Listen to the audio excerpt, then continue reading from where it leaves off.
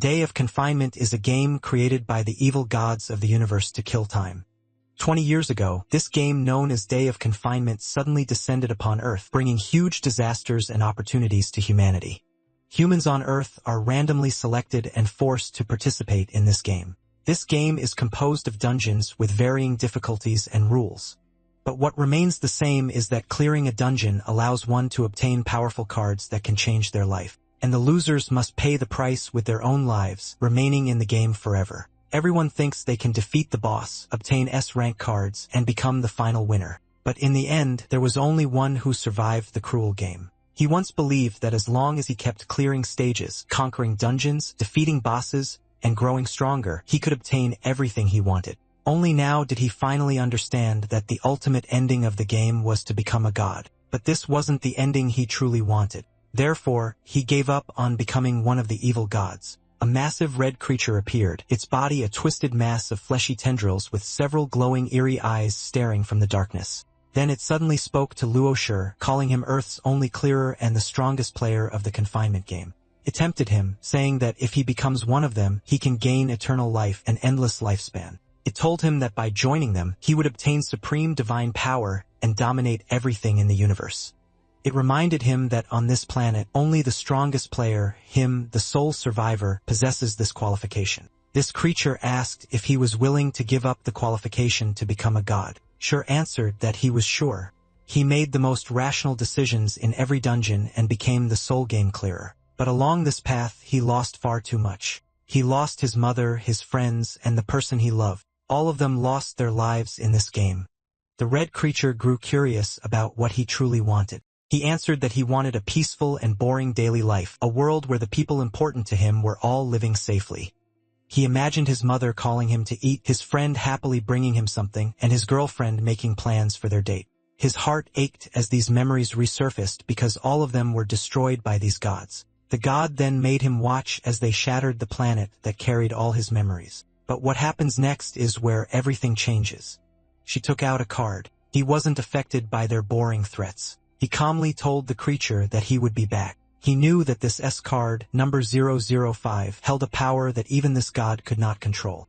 He even remarked that those gods had actually created something impressive. But what exactly is this card capable of? Internally, he felt relieved that he had kept this card all this time. This was his one chance to make up for his regrets and let everyone live again. He used the S-rank time reversal card. It resets time itself. Everything returns to its original state and all memories are erased except for the user. Complete restart. A second chance to rewrite destiny. The god didn't expect that she had actually obtained this card. He found the situation amusing. Now it was even more interested in she.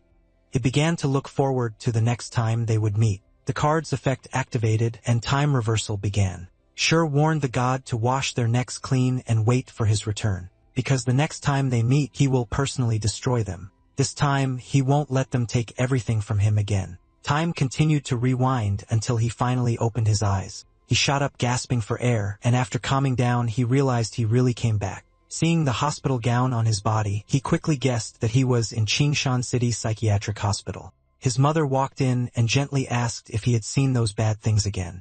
She told him not to be afraid. He froze the moment he saw her. In his previous life, after being dragged into the Day of Confinement game, he never saw his mother conscious again. Her mind had been trapped inside the game forever, while her real body became nothing more than a vegetable. The last time she spoke to him like this was years ago, so he hugged her tightly and told her how much he missed her. She became confused and flustered. She told him that she had always been there. Deep down, she even wondered if his condition had gotten worse again. The MC is Luoshi, a patient in Qingshan City Psychiatric Hospital. Since childhood, he has suffered from severe dissociative identity disorder, commonly known as multiple personality schizophrenia. But what if none of it was just an illness? In fact, there really have been several people talking in his head. He knew it wasn't just random noise, but no one around him ever believed him. Because of this illness, he was stuck in a hospital bed, unable to work, unable to live normally, even unable to fall in love. But none of that matters to him now. A simple, peaceful life where everyone is alive. That's the life he had been dreaming of day and night. But he doesn't have much time left. He checked the time on his phone. It read 17:26. He clearly remembered that the descent of Day of Confinement happens on February 23rd at exactly 6 p.m. That leaves him with only 34 minutes of freedom, and every second counts. The game forcibly drags the player's consciousness into its world. Once pulled in, if you fail to clear it, you can never return. And if you die inside, your body in reality becomes a brain-dead vegetable. The very first time someone is pulled in, they are guaranteed to enter an E-rank starter dungeon. As for these starter dungeons, aside from a few tricky ones, most are actually easy as long as you know the hidden rules. With his speed, he could finish writing everything in just 10 minutes. He needs to write it in a way his mother can understand. Only then can she remember the rules and increase her chances of surviving. And he has to prepare 2 copies because Qing Zai will be arriving soon. This is the only way to save them. His mother told him it was fine to write, but he shouldn't push himself too hard. The doctor said he still needed rest. After that, she went downstairs to throw out the trash and gently closed the door behind her. She had been like this since he was a child. His father once wanted to abandon him, but his mother refused and insisted on getting him treated. After draining all their savings, his father still chose to leave, abandoning both him and his mother. From then on, his mother raised him alone. Even after exhausting days at work, she still took the time to teach him how to read. Back then, he didn't understand how much she endured. Only after losing everything did he realize that he had already been given everything from the very start. The door suddenly opened. This time it was his friend, Qing. He brought a bag of Shi's favorite tangerines. Shi greeted him, saying it had been a long time. Qing looked confused. To him, it hadn't been long at all. He had just visited 3 days ago. This buzz-cut guy was Shi's only friend. When they were young, they lived in the same community. Back then, people who heard about his illness warned their kids to stay away from him. Some even bullied him just to prove how brave they were. He never understood why. That was how he met Qing. When he was being bullied, Qing stepped in and protected him. Then he simply declared that Shi was his friend. From that moment on, everything changed. But in Shi's previous life, Qing died miserably in a dungeon, sacrificing himself just to help him clear the game. Qing's last words were simple. He told Shi to keep living and win the game. So in this life, Shi swore he would never let that tragedy happen again.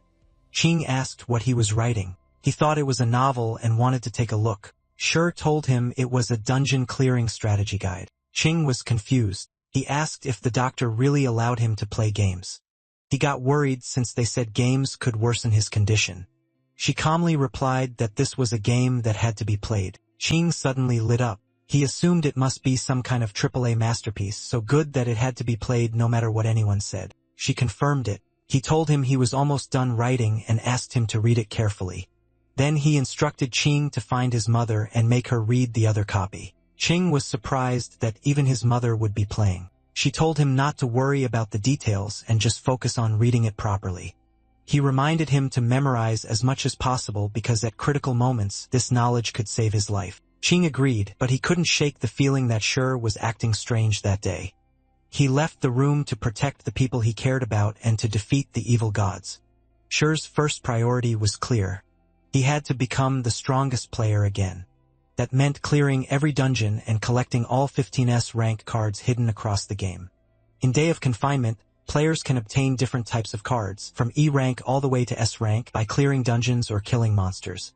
There are item cards, special cards, weapon cards, and attribute cards. Each one grants powerful abilities, but there are only 15S rank cards in total. Each one is unique, holding abilities that even the evil gods cannot control, just like the time reversal card he used. These cards are his only chance, his only opportunity. Only by gathering them can he gain the power to challenge the gods themselves. It was already 17:58:59. Only 1 minute remained before the descent of Day of Confinement. This peaceful, ordinary life was about to end again. Suddenly, a message appeared. He had been selected as part of the first batch of players. The dungeon began loading, and his soul was forcefully extracted. Then memories of the scenario flooded into his mind. This time, she made a vow. He would protect everything he holds dear, clear every dungeon, and rise to the top once again. And when that time comes, he will personally slaughter those evil gods who treated their world like a game. He opened his eyes to the world of Day of Confinement. The system welcomed him and wished him a pleasant game. The system identified player Luo Shi. The E-rank initial game dungeon slaughter company scenario had been created. The player's soul loading was complete. The system attempted to delete his real memories and prepared to implant the scenario memories, but the system encountered an error. The deletion of Sher's real memories failed. The dungeon boss was generated, and G was granted permission to freely explore the dungeon. The system wished him a pleasant game. Just as he expected, everything was exactly the same as his past life. The day of confinement dungeon felt almost identical to the real world. In rookie dungeons, players have their real memories erased, making them believe this world is reality. But for some reason, Sher's memories remained intact. Since everything matched his previous life, he already knew what was about to happen. Right now, he was inside the day of confinement game world, an E-rank initial dungeon called Slaughter Company. It looked like a normal office. People were sitting at desks working like it was just another day, but that illusion won't last long. Slaughter Company is considered a low-level E-rank dungeon. But to clear it, he needs to kill 3 boss-level monsters. Each boss has different abilities, and the difficulty rises with each one. For beginners, this dungeon is actually deadly. He opened his character attribute panel. It displayed his name, Luo Sher, level 0, race human. All other details, basic attributes, skills, and items were locked. Even the global player kill contribution ranking was inaccessible. The only thing unusual was an unidentifiable blessing. He quickly realized his current state. Right now, he was just a complete rookie. With his current strength, defeating all 3 bosses was impossible. First, he needed to activate his attributes. He wondered about the blessing. There was a high chance it was connected to his retained memories from his past life, but there was no time to dwell on that. His priority was clear. Gain enough power to defeat the first boss. He started thinking of the fastest way to break this deadlock, then something clicked. Inside this dungeon, there is a hidden side mission. If he can obtain attribute cards from it and plan carefully, clearing the dungeon becomes much easier. The dungeon officially starts at 11 p.m. He only had 10 minutes left, just enough time to flip the entire game in his favor. There was one more issue keeping him there. It was the voice he heard during his rebirth. That same voice had echoed in his head since he was young, like an auditory hallucination. But this time, he could understand it much more clearly.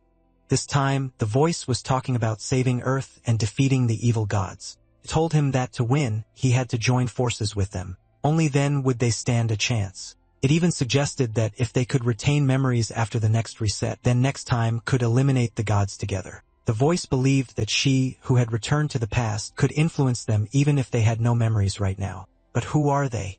He tried to figure out what it meant. Was it saying that by collecting the 15S rank cards, he could also gain their power? He headed to the restroom, but for now, he pushed those thoughts aside. He had arrived at his target location. His first goal was clear: trigger the hidden side mission and secure the reward treasure chest. The system notified him that he had reached a special coordinate location, and the hidden side mission was activated. The mission was called The Secret Hidden in the Men's Toilet Stall. Now that the prompt had appeared, it was time to complete the objective. A creature suddenly appeared. It had glowing red eyes, short horns, and a round beast-like face. But instead of being terrifying, it looked more confused and annoyed. The toilet stall creaked open, identifying the creature as the urban legend ghost, Coward. This small but ferocious creature stood guard over a treasure chest. She glared at it and coldly told it to get lost, unless it wanted its head twisted off. The creature froze, then it panicked and ran away. Just like that, he defeated the urban legend ghost, Coward, and claimed ownership of the treasure chest. Despite its role as a guardian, it was actually extremely weak. As long as someone intimidated it, it would flee without a fight. The treasure chest could contain either a reward or something far worse. Unfortunately, it required a key to open, but she didn't hesitate. He simply stomped on it. Now the mysterious treasure chest was damaged. Many people get misled by the need for a key and miss this reward entirely. But as long as you let go of fear and overthinking, this mission is actually easy, even for beginners. Inside, he found exactly what he was looking for. The treasure chest contained 3 items: an E-rank stamina card, an E-rank agility card, and an E-rank strength card. Now he had the 3 basic attribute cards. With these, he could finally activate his player attributes. He used all 3 cards. His stamina, agility, and strength immediately increased. Agility increased to level 1 with a cap of level 5. The same applied to stamina and strength. The boost wasn't overwhelming, but it was clear and real. And for the current Shi, it was already enough to face the 3 bosses. When he opened the system panel again, his basic attributes were finally visible. Once a player uses attribute cards and activates their panel, they officially become a player. Even at level 1, they are already beyond what normal humans can handle. Out of nowhere, he threw a punch at the wall. A dent formed instantly. With these stats and his past life combat experience, clearing this dungeon was now relatively easy. But he knew this was nowhere near enough. If he wanted to defeat those gods and protect everything this time, he had to use every advantage he could get, including the power behind that mysterious voice in his head. So he decided to investigate the unidentifiable blessing first. He called out, asking if the one who gave him the blessing was the same entity behind the voices. He demanded an answer, even though he knew there was almost no chance they would respond. Suddenly, a voice answered, told him that it depends on him. A massive shadow appeared. His guard instantly went up. He scanned his surroundings and then he saw them. Silhouettes surrounding him from all sides. They told him they had been watching him all along. He asked who they were and why they helped him. They didn't give a direct answer. Instead, they told him if he wants their help, he has to prove his value first. They told him to go fight. Time was almost up. Shur didn't hesitate. If gaining their power meant a better chance at defeating the gods, then he would prove himself. The system announced that the countdown was about to end. The boss had been generated and conquest mode was activated. All players were welcomed to the Day of Confinement world. The current dungeon was an E-rank challenge. The boss was descending and players were advised to prepare. But there was a catch. Once the countdown ends, any player who leaves their workstation will be judged as having failed the conquest. The countdown had already started. There's only 48 seconds left on the timer. Less than a minute remained. But with his agility boost, she knew he could make it. He sprinted at full speed. As long as he reached the gate in time, he would survive, miss it, and it's instant death. The timer dropped to 18 seconds. Some thugs started complaining about the countdown. The one with the mohawk refused to play along. The bald, chubby thug beside him even threatened to smash everything if they weren't released. She ran straight past them, just as expected. No matter when, there are always idiots who fail to understand the situation. The timer hit 0. She made it inside safely.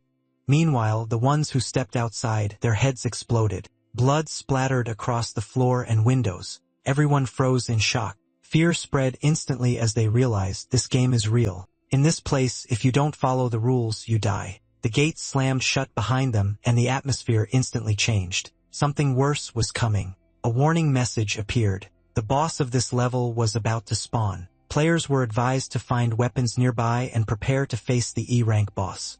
Cleaner squad. People couldn't accept it. They shouted, demanded answers, begged to be let out. Then several silhouettes appeared, laughing. The first boss had arrived. To clear this dungeon, all bosses must be defeated. The cleaners began their work. At the front was the cleaning captain level 2, an E-rank boss. It had level 1 stamina, level 2 agility, and level 4 strength. The skill boost was level 2. It wielded a steel broom and a sharp dustpan, both E-rank weapons. Its skill, cleaning specialization, increases its strength by 1 level when using cleaning tools. Behind it were the general cleaners, level 1 E-rank monsters. Each had level 1 stamina, agility, and strength. They carried steel brooms as weapons but had no special skills. And this is just the first boss. One person asked what kind of monsters these were and what E-rank even meant. A muscular man stepped forward and told everyone not to be afraid. He confidently said he would take them down with his bare hands. His tone was full of arrogance. She immediately warned him not to go.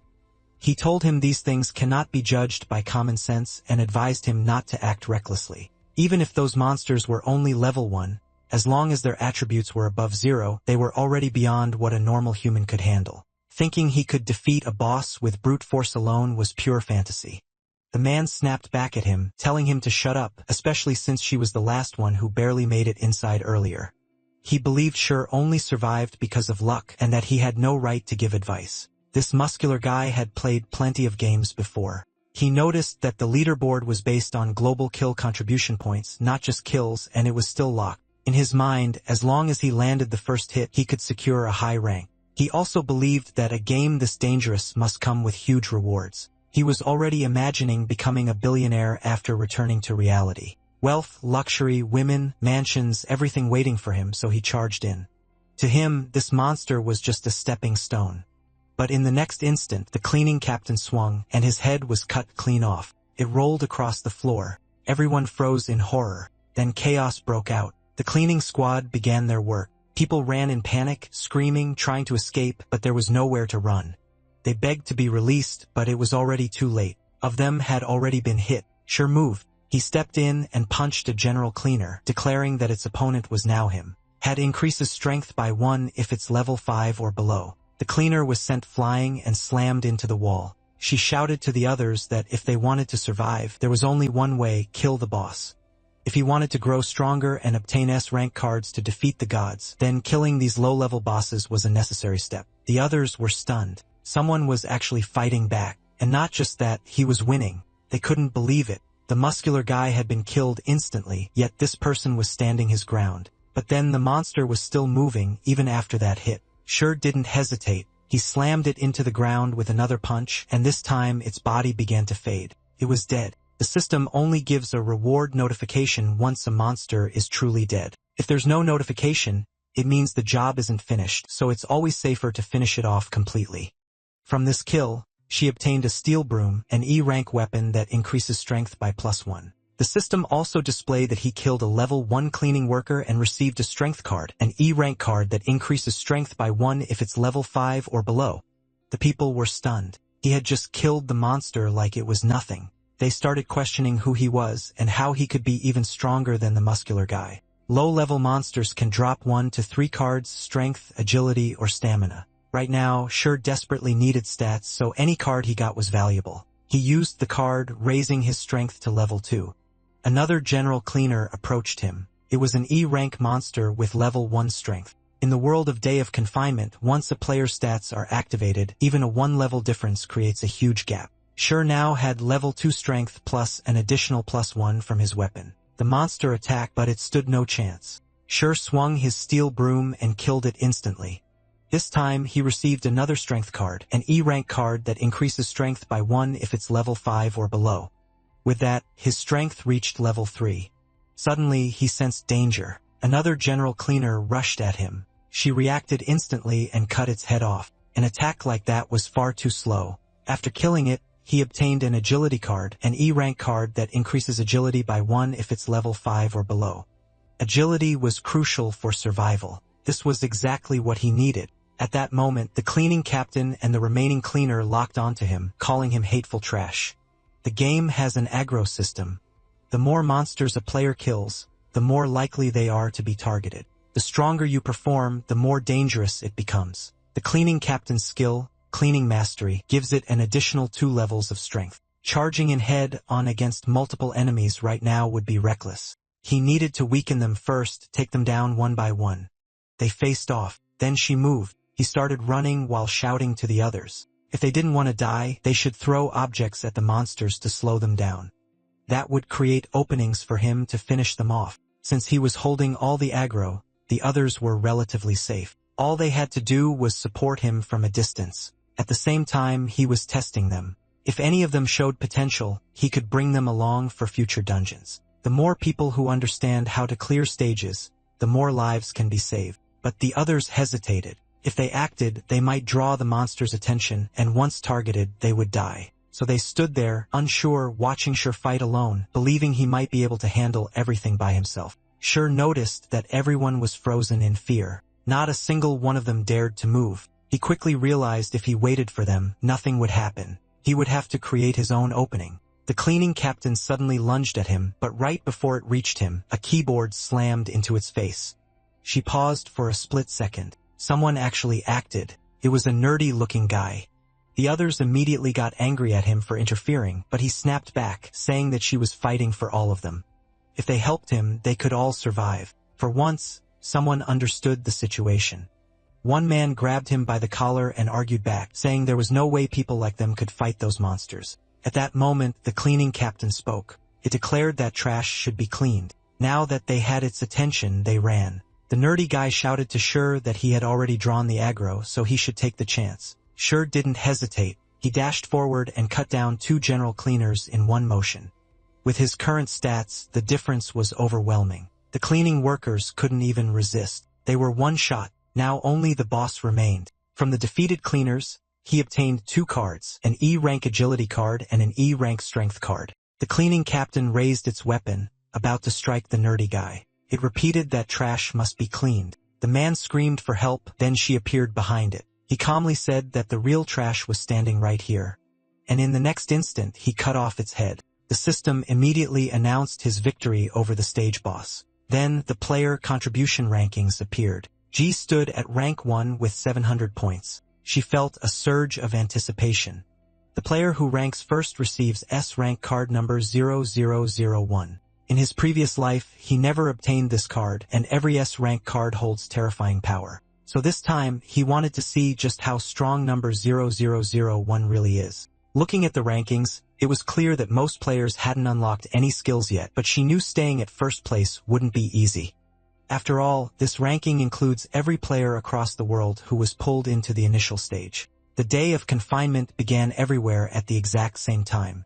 In his previous life, even though he survived until the very end, there were already many powerful players right from the start. Each of them had unique abilities that others couldn't replicate. Even now, after being reborn, he couldn't afford to underestimate them. Every time a player clears a stage, rewards are distributed based on ranking.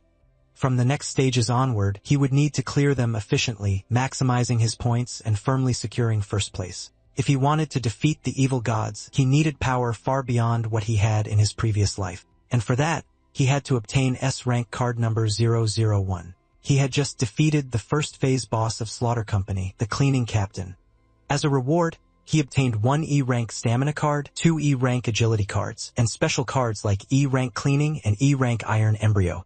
He was especially glad to see the iron embryo. That alone made this run incredibly lucky. This card allows the user to create an E-rank weapon that matches their aura. Iron Embryo is an E-rank special card. When activated, it forges a personalized iron weapon based on the user's aura with a chance of becoming something even more special. Among all weapons, swords are considered the highest tier, known as the Emperor of a 100 weapons or even the King of a 100 weapons. If luck is on his side, this could change everything. He glanced at the nerdy guy behind him. At first glance, he didn't look brave at all, but at the critical moment, he still chose to act. Being able to read the situation and step up anyway, that's what makes a true player. If trained properly, this guy could help save even more people. Sure thanked him for drawing the boss's attention earlier. The nerdy guy replied that only she could actually kill those monsters. If she had gone down, everyone would have died. So in the end, he was just helping himself. Sure smiled slightly and praised his judgment. Then he handed him 3 cards, stamina, agility, and cleaning. The first 2 would awaken his player attributes, while the cleaning card could remove negative effects during mental stress. The guy hesitated. He felt that Sure needed those cards more, but Sure insisted. Without that distraction earlier, things could have gone badly. Those rewards were earned. He then showed him how to use them. The second round was about to begin, so she needed to increase his stats quickly.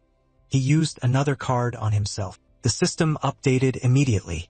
His strength and agility rose to level 4 while his stamina remained at level 1. Watching this, the nerdy guy finally understood how it worked. For the first time, he felt the effect of raising his stats. His body suddenly felt lighter, faster. Then he checked his own status panel. His name was Su1, level 0 with 70 out of 100 experience.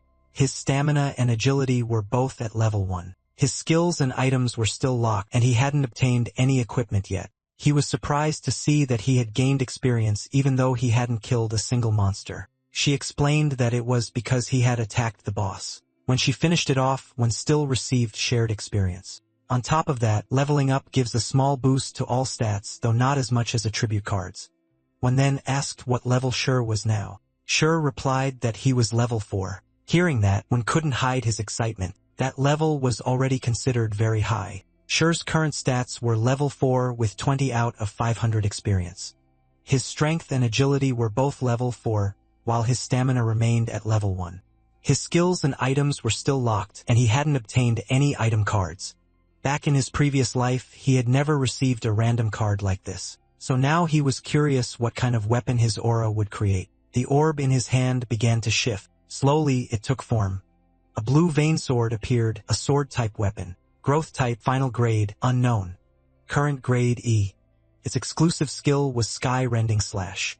Each attack builds blood energy inside the blade. Once all nodes turn completely red, it can unleash a powerful sword wave. Its special trait, every 10 levels it grants a random new skill. The weapon is permanently bound to the wielder through a soul brand, meaning it cannot be lost, stolen, traded, or dropped even after death. She was satisfied. A growth-type sword was already a great pull, and the fact that it came with a skill made it extremely rare. Even if it was only E rank now, once fully charged, it could rival C rank combat power. When stared at him in disbelief, calling something like that not bad made him realize that she was on a completely different level.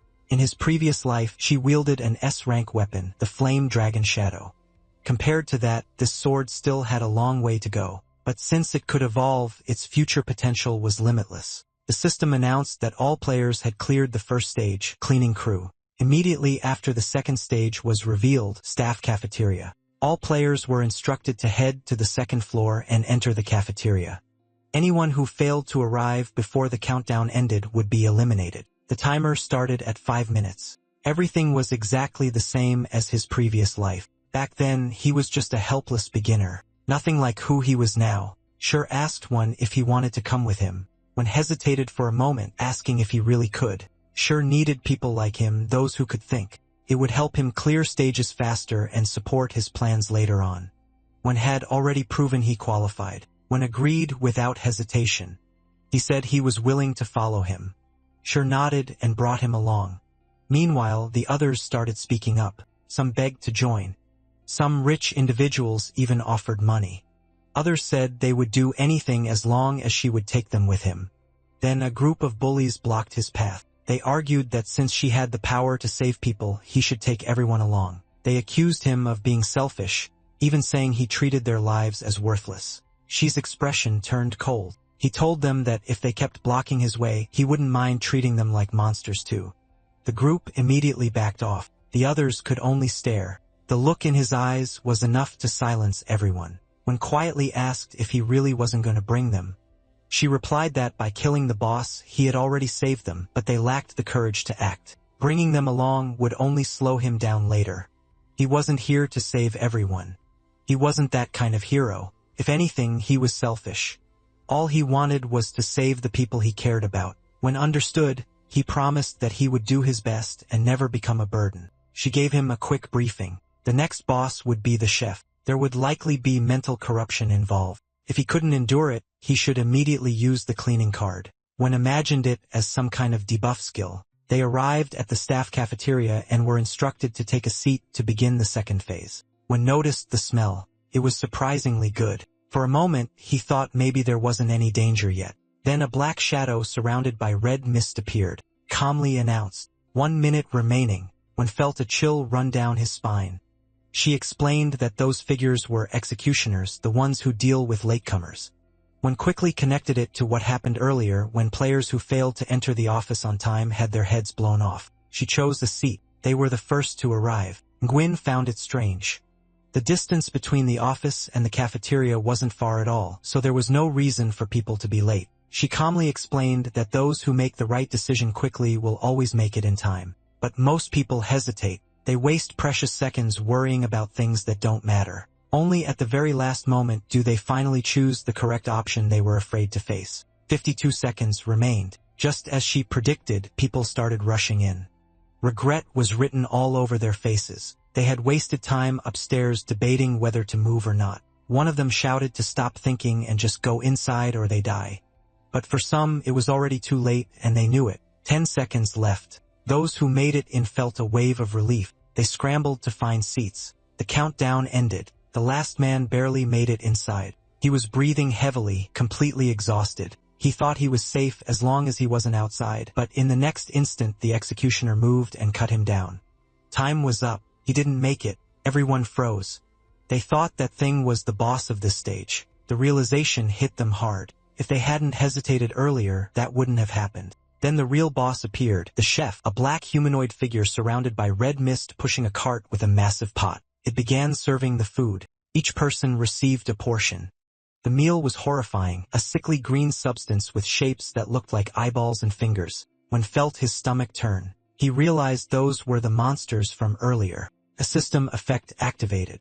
Anyone who looked directly at the meal received a mental corruption debuff. Strength and agility dropped by 20% and spirit dropped by 30%. One was shocked. The debuff was real, 3 stats dropping at once. The situation had just become far more dangerous, but it didn't stop there. The system announced that all players must consume their meal. Wasting food would result in punishment from the chef. Leaving it untouched would continuously reduce spirit by 10% per minute. If spirit reached 0, the player would mentally collapse and be eliminated. They had 7 minutes. When was stuck? If they waste it, they die. If they don't eat, they still die. There was no real choice. But how were they supposed to swallow something like that? Compared to this, the first stage felt easy. He started to feel despair creeping in. She remained calm. He told Wen that even though the second stage was more dangerous, there was still a way to clear it, and he already knew how. Wen felt relieved hearing that she already had a plan to clear the stage. He told him that if there was anything he could do, he was ready. She simply told him to stay put and wait. He also reminded him that if his spirit dropped too low, he should use the cleaning card to remove the debuff and stay conscious. And when the time comes, he would call him. The system notified that mental pollution was still active and his spirit was continuously decreasing. His current spirit was at 70% and he had 6 minutes and 59 seconds before total collapse. Wen complained that just looking at the food was already draining his strength. A woman at the nearby table struggled not to throw up. She panicked, realizing they only had 7 minutes. If they didn't eat, they would lose their minds. The man across from her questioned if they really had to eat something like that. She understood the situation clearly. With their attributes reduced by mental pollution, fighting the 4 chef monsters head-on was basically impossible. The normal way to clear the stage was simple. Eat the meal, lower the chef's guard, then have everyone team up and kill them together. It was the safest method, but it only gave the lowest rewards. Then something unexpected happened. She received an unknown blessing, becoming immune to mental pollution. His spirit instantly returned to 100%. The voice spoke again saying this was only a small favor. If he wanted their true help, he needed to prove his value. She was stunned. Mental interference no longer had any effect on him. That changed everything. Now he could use the high-difficulty hidden rules from his previous life to clear the stage. If he succeeded, he wouldn't just survive. He would secure a high score, maintain first place, and obtain far greater rewards. One man suddenly snapped. He shouted that he would never eat that thing even if it killed him and threw his plate away. Wen wondered if that man had already mentally collapsed. She confirmed it. A person's spirit is far more fragile than what the stats suggest. If their mental endurance is too weak, they cannot resist the effects of mental pollution. If no one clears the stage, everyone there will end up like that. The man in the background stomped on his plate, repeatedly saying that he wouldn't eat it. Suddenly, he was struck on the head. A chef hit him with a spiked bat and told him that if he refused to eat, then he should just die. The man still insisted that he wouldn't eat. The chef grabbed his head and dragged him toward the kitchen. The others were horrified by what they saw. They realized that if they didn't eat, that would be their fate. A woman argued that no one could stomach something like that. There were only 6 minutes left. One man wondered if all of them would end up the same way. The system announced that no player had eaten the meal, resulting in a minus 10% penalty. The current remaining spirit of all players dropped to 60%, and they were urged to eat as soon as possible. The hidden high-score clearing condition for this stage was to break the safe routine method. His plan was to activate high difficulty and clear it successfully. He stood up, ready to execute it. He threw the plate away and declared that he wouldn't eat it. To activate the first hidden rule, he needed to trigger high difficulty mode and draw the attention of a monster chef. The system warned him that he had attracted the attention of a chef. His risk of death had increased to 80%. The chef approached and ordered him to sit down. If he refused to eat, it would force his head into the bucket. Sure moved to step 2 of his plan to activate the hatred system and kill one monster chef. He moved instantly and swung his blade. The head dropped. The system notified that he had killed the serving chef level 3 and obtained 2 E rank attribute cards, strength and stamina. With that, the second stage of Slaughter Company had officially entered combat. After using the cards, his strength rose to level 5 and his stamina increased to level 2. The system issued 2 warnings. First, killing a chef caused the remaining 3 chefs' hatred toward him to reach 100%. Second, he had triggered the hidden rules strike first. All chefs would now ignore other players and focus entirely on killing him. In exchange, the points and rewards from monsters he kills increased by 10%. This was the high difficulty hidden clearing rule of the second stage, strike first. The fish killing chef level 3, fruit platter chef level 3, and vegetable cutting chef level 3 all entered an enraged state. Their killing intent surged. Sure knew what this meant. By abandoning the normal strategy and striking first, he had drawn all aggro onto himself, making him the sole target of every monster in the room. This massively increased his chances of dying. To survive and still have strength left for the real boss, he needed to avoid being surrounded or taking unnecessary damage. He had to follow his plan and prepare. Now that all monsters were locked onto him, there was no need for bait anymore. He ran. But unexpectedly, one of them caught up. The chef sneered, saying he couldn't escape and that he'd be cut into pieces. She blocked the butcher's knife with his sword. The chef was surprised. He actually stopped the attack. She smirked and challenged it, asking if it could keep up with his next move. Then he unleashed rapid cuts at E-rank speed. Everything was going exactly as planned. The monster had taken the bait. To defeat the boss, his current strength still wasn't enough, so he used the smaller enemies to charge up his blue vein sword. Their blades clashed. The monster was shocked that she could keep up with its speed. Among all the chefs, it was the fastest, but it still believed she would lose. After all, he was locked in combat, and the other chefs were already closing in from behind. They surrounded him. She shifted momentum. With a powerful swing, he knocked the chef's blade away. The monster was stunned. That strength was higher than expected. Couldn't understand it. Based on its judgment, she should have been equal to it. But what it didn't know, Sure had already activated the Blue Vein Sword's exclusive skill, Sky-Splitting Slash, and he quietly thanked the monster for helping him charge it up. The monster realized it was already doomed. Sure had always had the strength. He just used it to charge his skill. By the time it figured it out, the other chefs were already closing in on Sure. The monster shouted at them to run. It warned them that this was a trap, but it was too late. She struck first, and in the next sequence of attacks, he eliminated all, the fish-killing chef, the fruit platter chef, and the vegetable-cutting chef. He calmly noted that flaws visible to the naked eye are often traps prepared in advance. From the kills, he obtained +3 stamina cards and +3 agility cards, all E-rank. When finally relaxed, he realized that everything she had done so far was part of a plan from the very beginning. The system issued a warning. A player had successfully triggered the strike first hidden rule. As a result, the stage boss, the head chef, entered a fully enraged state. Its rage value increased by 100%, and all attributes were boosted by 1 level. One was stunned. He didn't even know something like a hidden rule existed. The door creaked open. She already knew what was coming. The ground began to tremble. Everyone felt it. Fear spread instantly. If she couldn't defeat this monster, they would all die. This was the final phase of the hidden rule, forcing the boss to appear early while increasing the difficulty. But in return, it also raised the rewards and points. Because all conditions of strike first were fulfilled, the boss's difficulty increased significantly. At the same time, the rewards and points for defeating it were boosted by 30%. She didn't hesitate. He needed the rewards. Only by securing higher rankings and greater power could he achieve his goal. The head chef grabbed the door and cracked it open. It demanded to know who had killed its subordinates. The head chef was an E-rank boss at level 5. In its enraged state, all attributes were increased by 1 level. Its base stats were stamina level 6, strength level 8, and agility level 3. Its skill, bone-splitting tendon severing, further enhanced its strength. When stared at it in fear, he wondered, could she really win?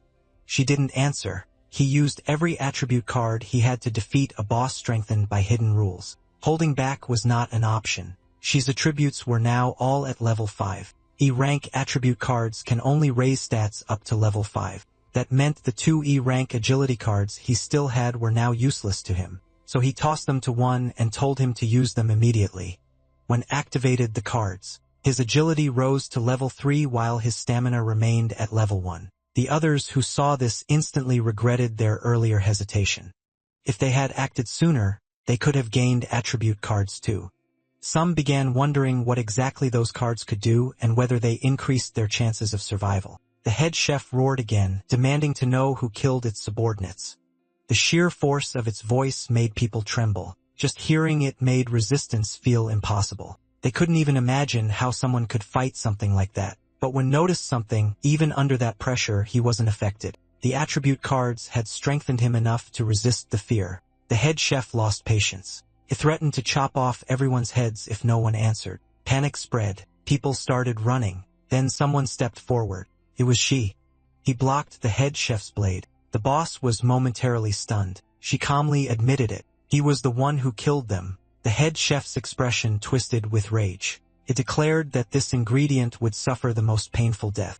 It would keep his head intact so he could watch everyone else die first. She didn't flinch. He replied that before any of that happens, he would cut off its head. The head chef laughed and told him to prove it. Their clash began. The fight exploded instantly. Blades collided, force meeting force. The entire area shook from the impact. When the dust settled, one frantically searched for Sure. Deep down, he thought the outcome was obvious. Against level 8 strength, no one could survive a direct clash. Then Sure spoke. He was fine. He even joked that it had been a while since someone called him boss. Back in his previous life, during the day of confinement, he had also formed a team. Those people trusted him and willingly called him their leader. But in the end, every single one of them died. Only he survived, and for the longest time he couldn't understand why. The head chef charged again, calling him a short ingredient, ready to cut him down. Back then, didn't understand, but now he finally did. The blade came down. Sure parried it. The head chef froze for a moment. Sure's speed had suddenly increased, then it realized he had been holding back all along. She was thinking that the reason he survived until the very end was because he never hesitated, because compared to everyone else, he wanted to win more than anyone. So he struck and cut down the head chef. People who truly want to win will do whatever it takes. But after reaching the end once, she realized something. Winning alone wasn't enough. After winning, what he truly wanted was to protect everyone, to protect the life he cherished, to return to a normal world. The system confirmed it. He had defeated the Stage 2 boss of Slaughter Company, the head chef. Rewards were now available. Since he activated the hidden rule strike first, all rewards were increased by 30%. He received E-rank strength, stamina, and agility cards. These attribute cards could now raise stats up to level 10, increasing each by 1 level. He also obtained a special E-rank card, Memory, which could restore real memories. On top of that, he gained a special bonus reward, Head Chef Surprise Buff. Once activated, it randomly boosts one attribute by 3 levels for 10 minutes. If he hadn't triggered the hidden rule, he would have only received the memory card. The rest were bonus rewards. Even his contribution points had increased significantly. He checked the rankings. She remained in first place with 1,700 contribution points. Han Sun Hai followed in second with 300. Lu Yen was third with 260. Yun Yen came fourth with 220, and beyond them, no one else came close. Just like in his previous life, they were all there. Even though their points were far behind his, these were not ordinary players. They were prodigies. In the future, they would become the backbone of humanity's resistance against day of confinement. But she knew the truth. The evil gods would never allow players to grow unchecked. They would create increasingly brutal stages. In his previous life, it was one of those vicious dungeons that wiped out most of humanity's strongest players. This time, when that stage appears, he will take that S-rank card meant to counter it. And he looked forward to meeting them again because to him, they were his former rivals. The system announced that Stage 2, Staff Cafeteria, had been cleared. The final stage was revealed. Rush out of the company. All players were instructed to head to the ground floor lobby immediately. Anyone who failed to arrive before the countdown ended would be eliminated. The hardest stage was about to begin. Sure turned to one and told him they were leaving. One felt nervous, but after a moment he spoke. He said he had something to give Sure, and slowly he reached out his hand. She was confused why one was handing him tissues. One said it wasn't much. He just found them in the dining area earlier and thought she could at least wipe his face. He added that he felt useless. If he could just do a little more, maybe she wouldn't have to carry everything alone. She paused for a moment. Then he realized that most people in this world are still kind. He told one that he was already very useful. One was visibly moved. Meanwhile, soldier-like monsters began gathering, as if preparing for their arrival. The captain gave an order. He told everyone to eat them all. After the countdown ends, players who have not arrived at the lobby will be judged as failed. Countdown is at 4:36. When asked if he relied on agility to defeat the head chef, he wondered if having higher attribute levels meant a person could easily overpower monsters. Sure explained that it depends on the individual's base ability. Humans are different. Some are naturally athletic, while others are more intellectual. When felt discouraged, he realized that someone like him, even with agility level 5, might still struggle to dodge attacks. Then he looked at Sure with admiration. He assumed Sure must have had a background like special forces or something similar.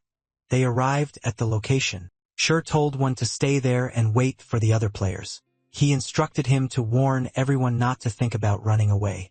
He then revealed the most important hidden rule of the next stage. If they try to run, they will automatically be judged as failed. Even if the main gate opens, escape is impossible. When became worried, he asked if she was really going alone to deal with the next wave of monsters. Those enemies sounded far too dangerous. When promised that he would pass on the hidden rule, deep down he was moved. Even someone like him was being trusted. To him, she felt both strong and kind. In reality, having teammates in the next stage would activate another hidden rule, making the conquest easier. There were other hidden conditions as well, but with his current level, clearing it alone was impossible. To be safe, he needed to find the player with the highest combat power in this dungeon. The third stage of Slaughter Company requires fighting 10 level 5 security guards along with a level 7 security captain in the lobby. Their strength far exceeds the enemies from the second stage. From his past experience, teamwork was the only way to clear this stage. Fighting alone would only lead to being surrounded and killed.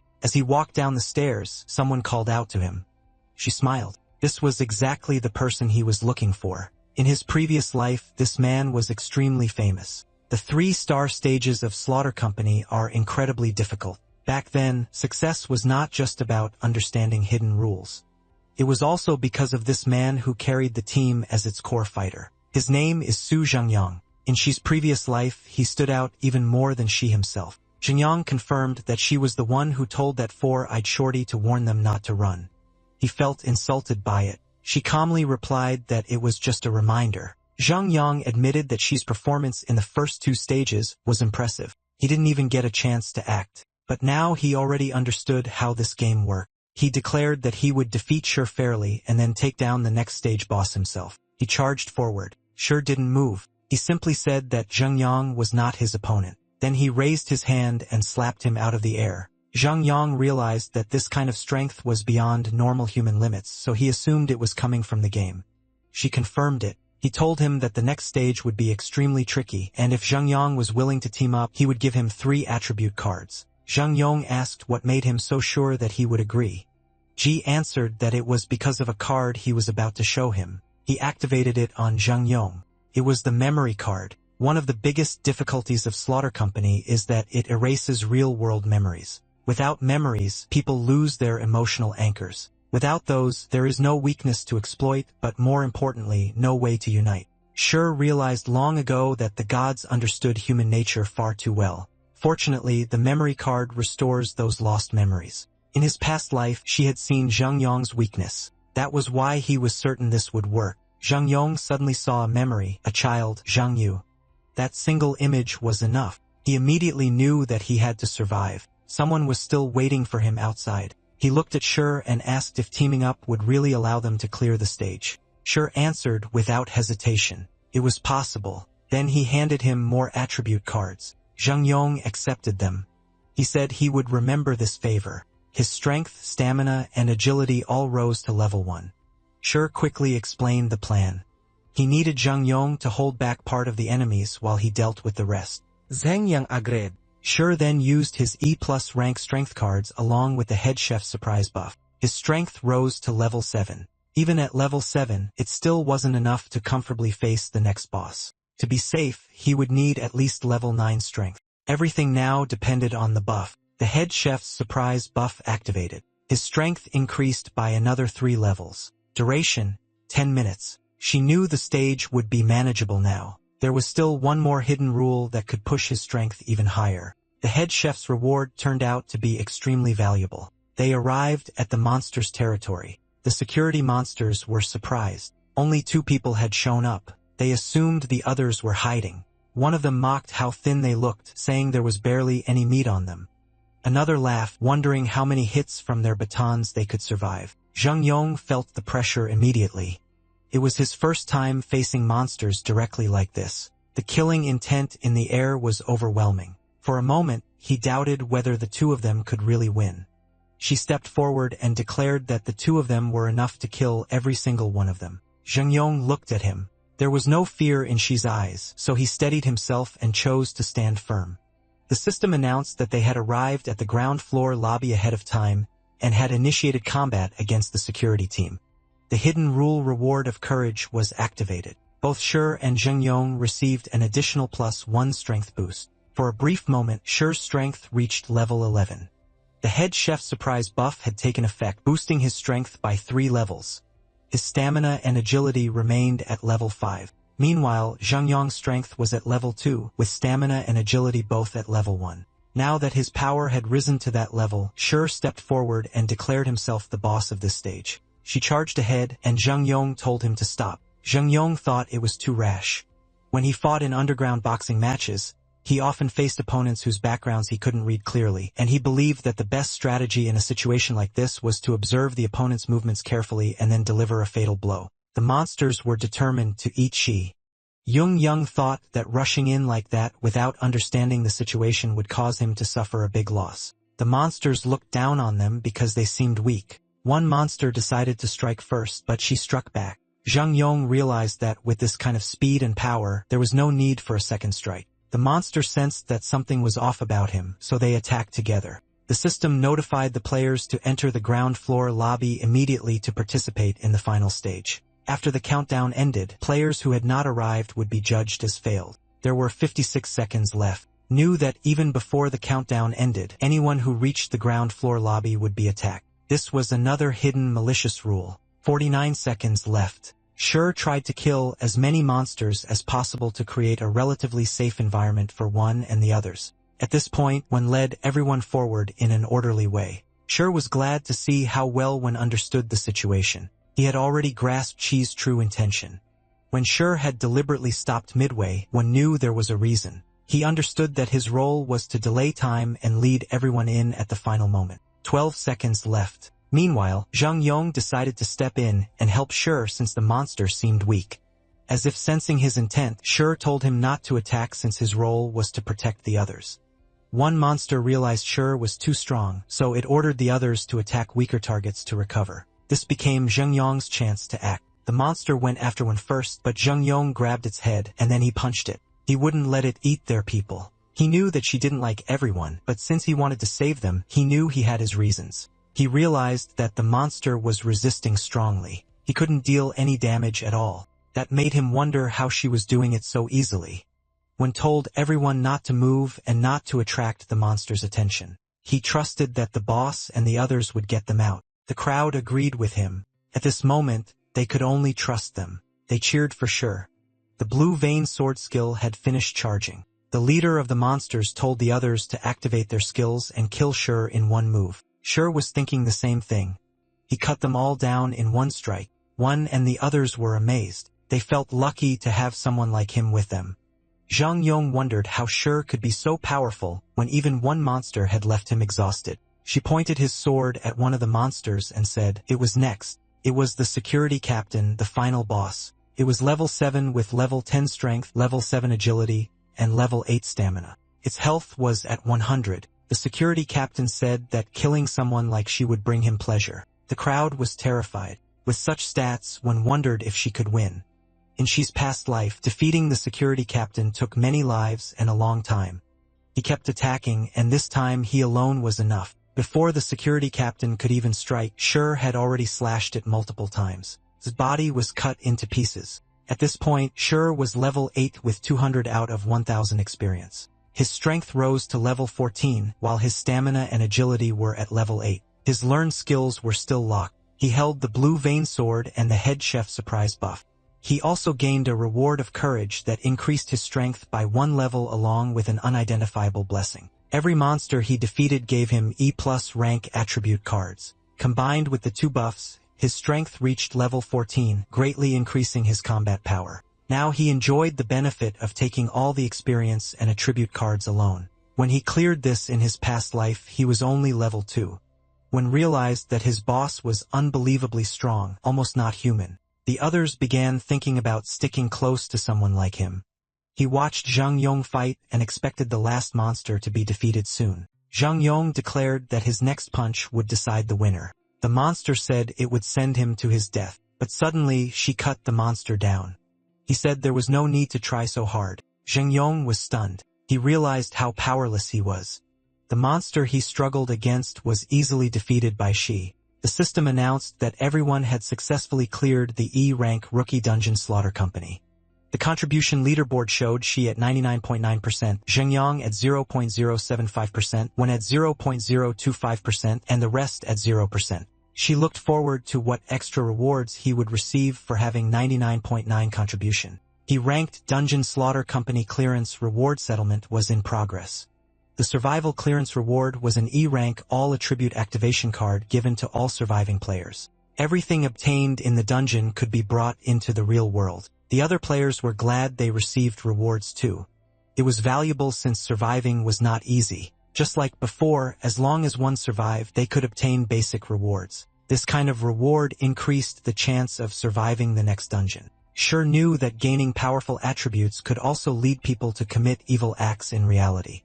In this life, he planned to establish the player management laws as soon as possible to control these sudden powers. To achieve this, he needed the support of those powerful figures in the real world. His ranking on the leaderboard would attract them to approach him. The World Player Contribution Leaderboard was released. She ranked first with 3,000 contribution points. Second place was Han Shunhai with 510.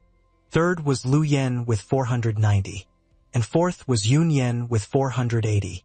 Since he led by a huge margin, he was confident that anyone could see he dominated this dangerous game. The cleared players received E-rank all attribute activation cards. Their attributes increased to level 1 in strength, agility, stamina, and mana. Everyone felt energized as if their bodies became lighter. One was happy to receive one. His attributes were now strength level 1, agility level 4, stamina level 2, and mana level 1. Jung Young realized that higher attributes made him much stronger. Meanwhile, she was level 8. His strength was level 15, agility level 9, stamina level 9, and mana level 1. He also had the head chef surprise buff with strength level 3 and the reward of courage with strength level 1. The stage contribution rewards varied depending on contribution. One expected that he wouldn't receive much since his contribution was low. Zhang Yong regretted not acting earlier to gain more contribution. Even she didn't know what reward he would receive. In his past life, he had never achieved such a high contribution. One had 0.025% contribution and received an E-rank strength attribute card. He didn't expect he could still gain attributes.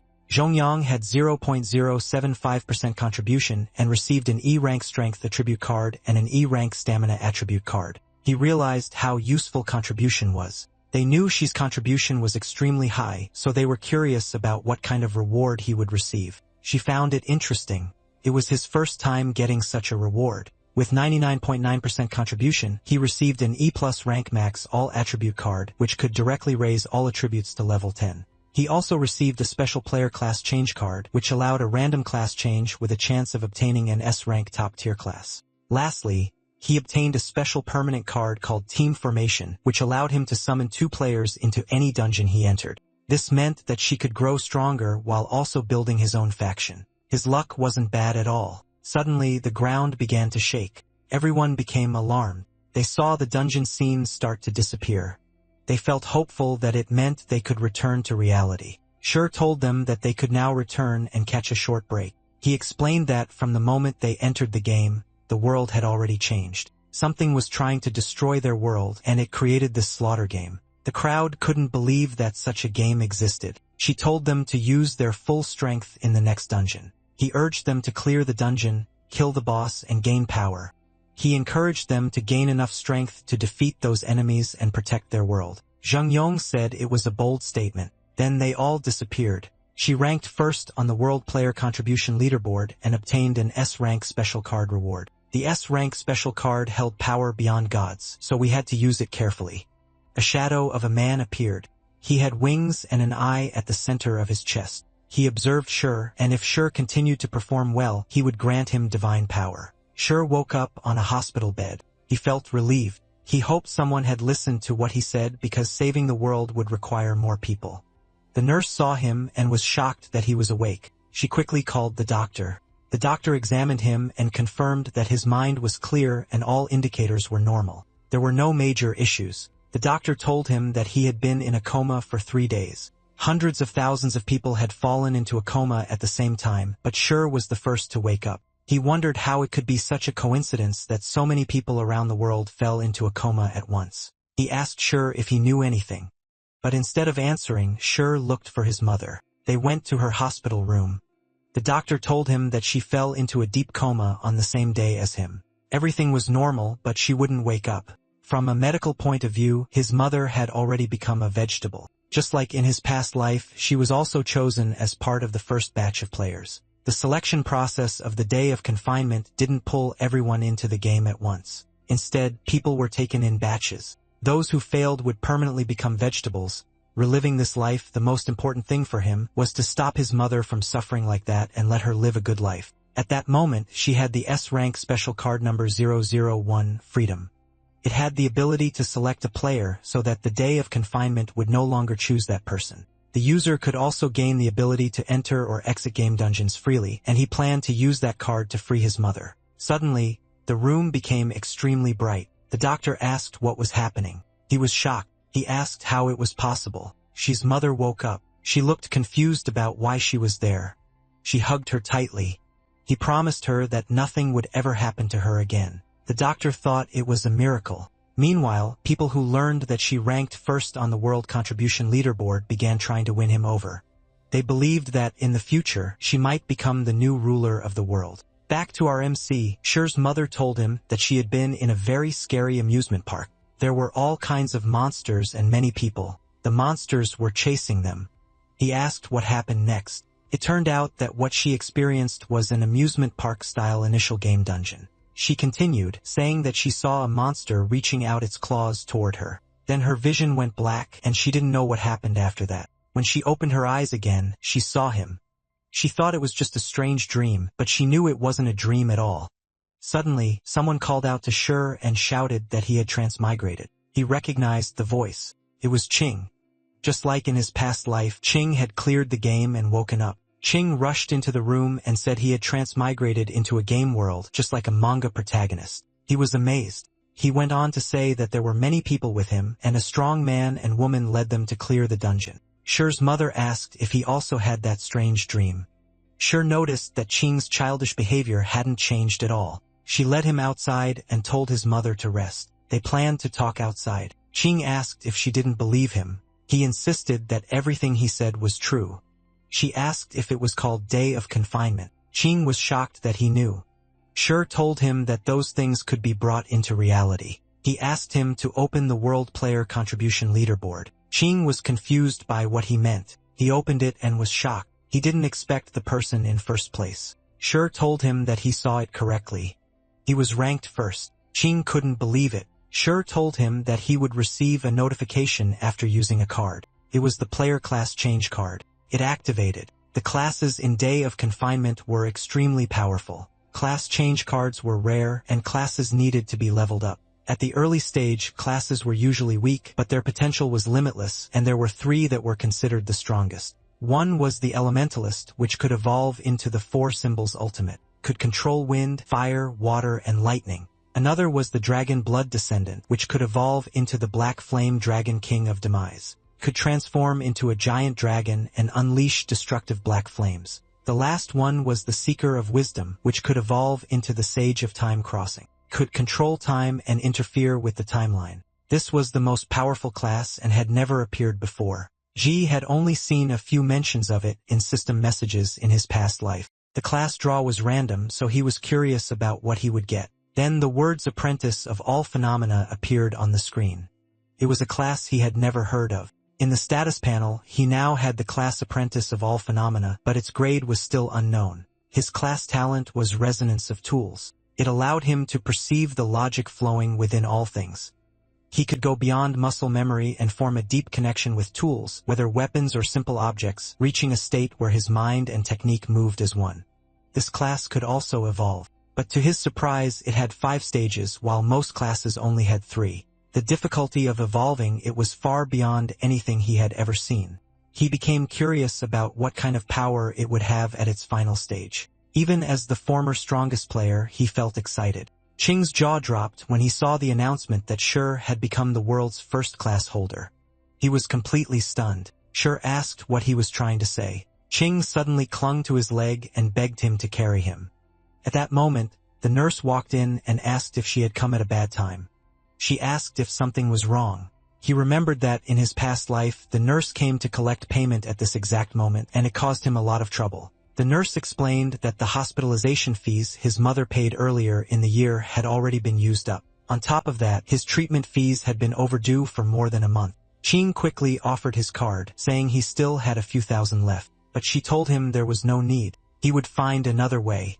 In his past life, he earned money by making deals with powerful figures and working as their bodyguard. After all, a player's physical strength was far beyond that of normal people. This time, he planned to carry the burden himself, the one his mother used to bear. He refused to be anyone's burden again.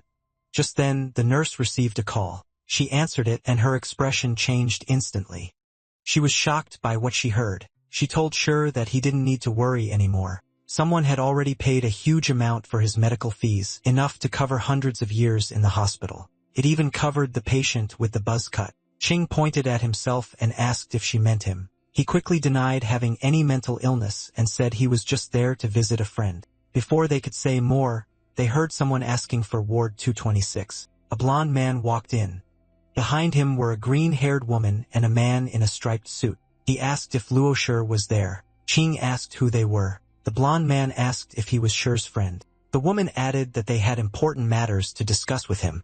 The man in the striped suit politely asked for help in contacting Sure. Sure smiled. He didn't expect them to arrive this quickly. These were the big shots who had also been pulled into the day of confinement. Ching asked why they were looking for Sure. From the way they dressed, he could tell they were big shots. He guessed that they came because Sure was now ranked #1 in the world. But then he started thinking about money. He wondered how much 100 years of hospital fees would cost, and why they would even pay for him too when he wasn't even admitted. The nurse quietly told Sure that these people were the ones who paid the fees. Sure thanked her and said he already knew. She was shocked that he knew. Sure then told them that he was the person they were looking for.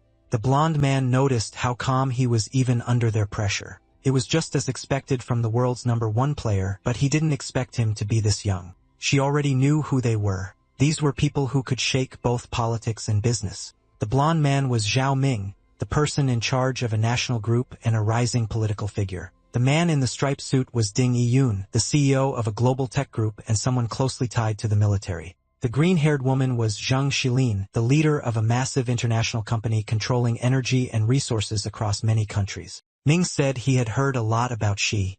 Yiyun said it was nice to meet him. Shirlin assumed Sure didn't know them, so she offered to introduce them.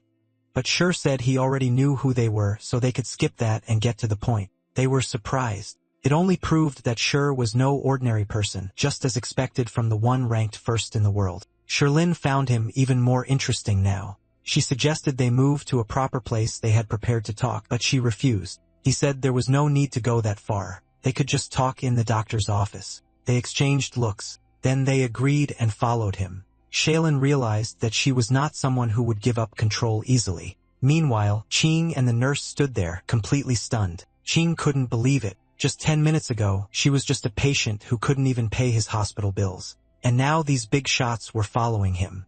Sure turned back and told Ching to bring the clearing strategy guide he gave him and come along. Ching was shocked that he was included. He wondered if he even qualified to join them. He asked if he really needed to bring the guide. Sure started to suspect something.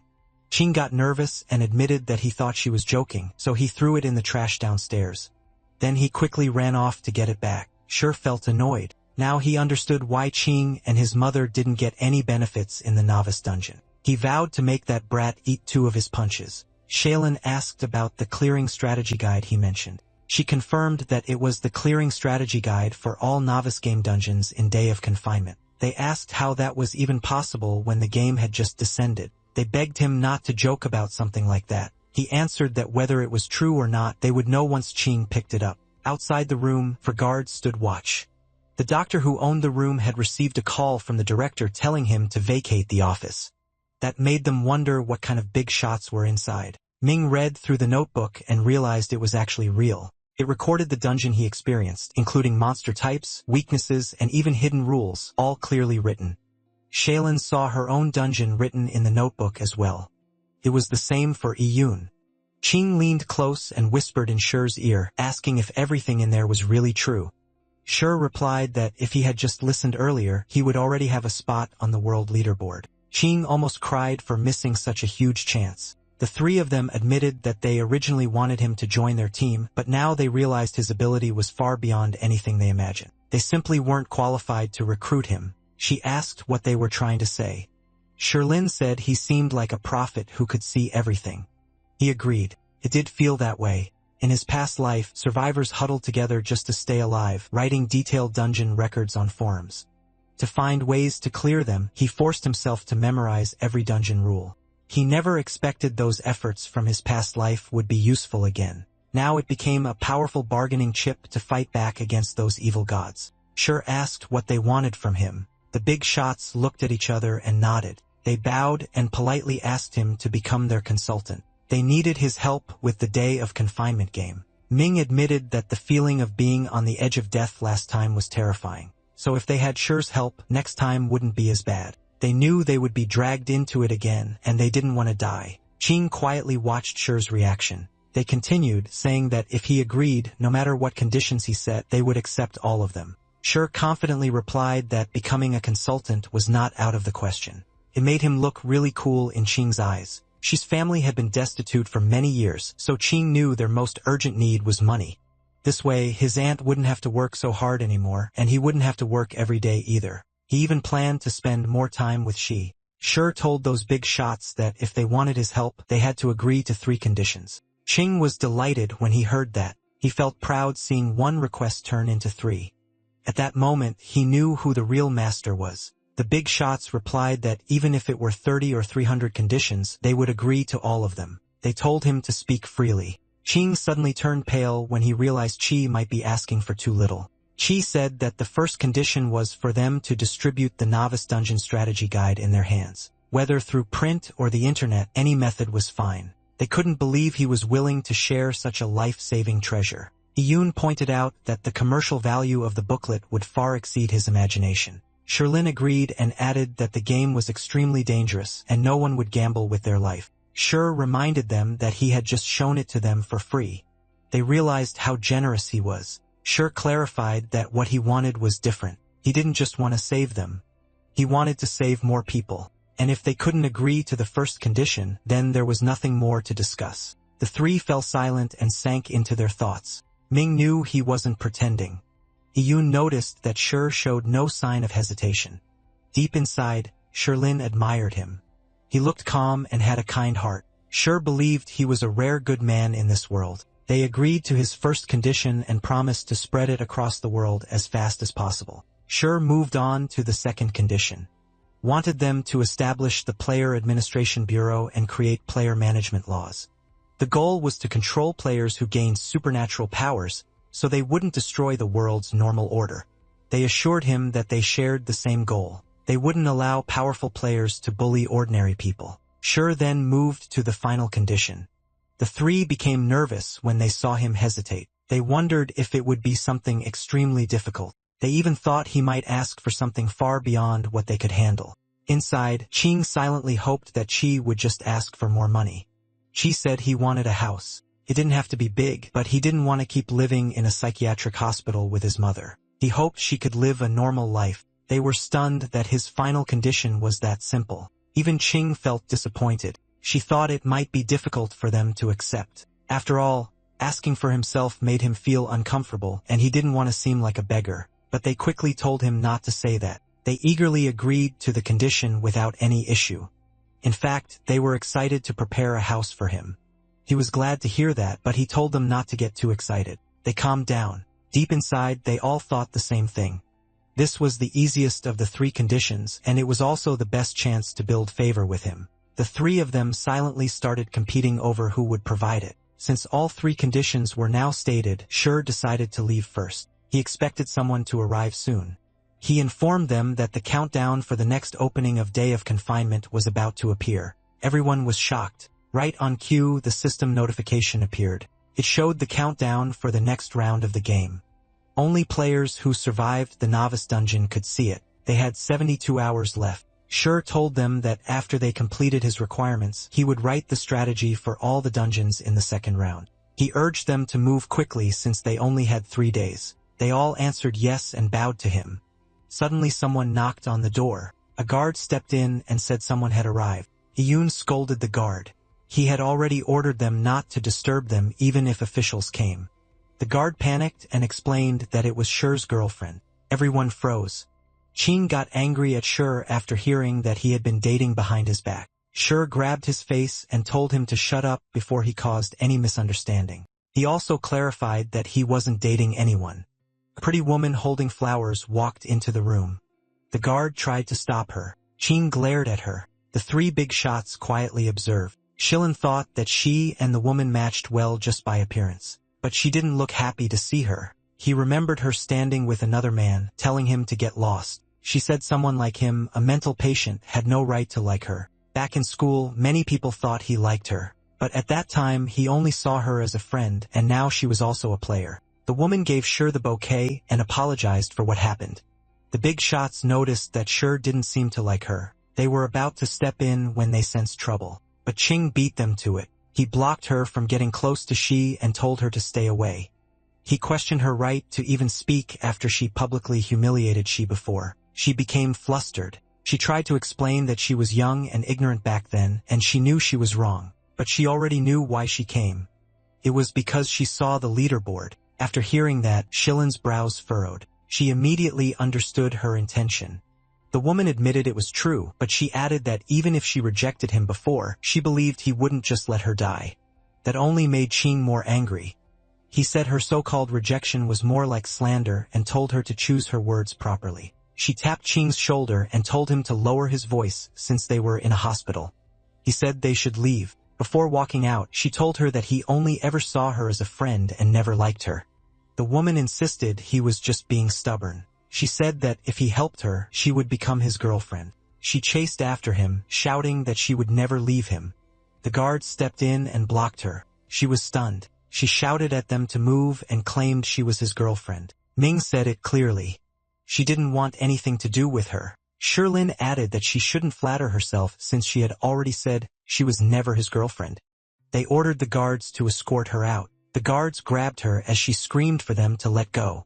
Meanwhile, Qing told Sher that he was amazing. They headed toward the ward because Sher was expecting someone to already be there. He opened the door. A silver-haired woman turned toward him. Sher's mother said that Xiao Irui had come to visit him again. The silver-haired woman Xiao Irui said that Auntie told her he stepped out, so she helped with some chores while waiting. She smiled and said that it had been a long time since they last saw each other. That confused her since she had just visited last week. But in his past life, he remembered it clearly. She was lying in a pool of blood, and her final words to him were to keep living.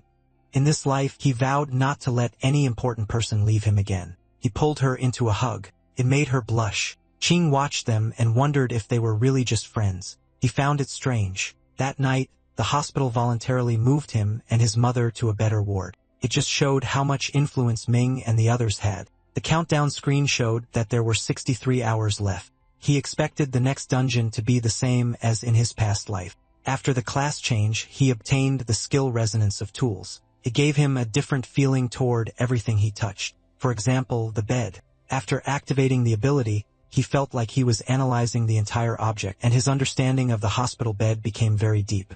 He could even tell that the second screw on the left leg of the bed was about to come loose. Unfortunately, there were no weapons in the hospital. Otherwise, he could test how far this analysis could go. Suddenly, a voice spoke. It told him that he had the qualifications to participate in the God's trial. He recognized it. It was the same voice he had heard before, the one that had appeared in his mind many times since he was born. He asked who it was and what this qualification meant. The voice replied that he would know who it was one day.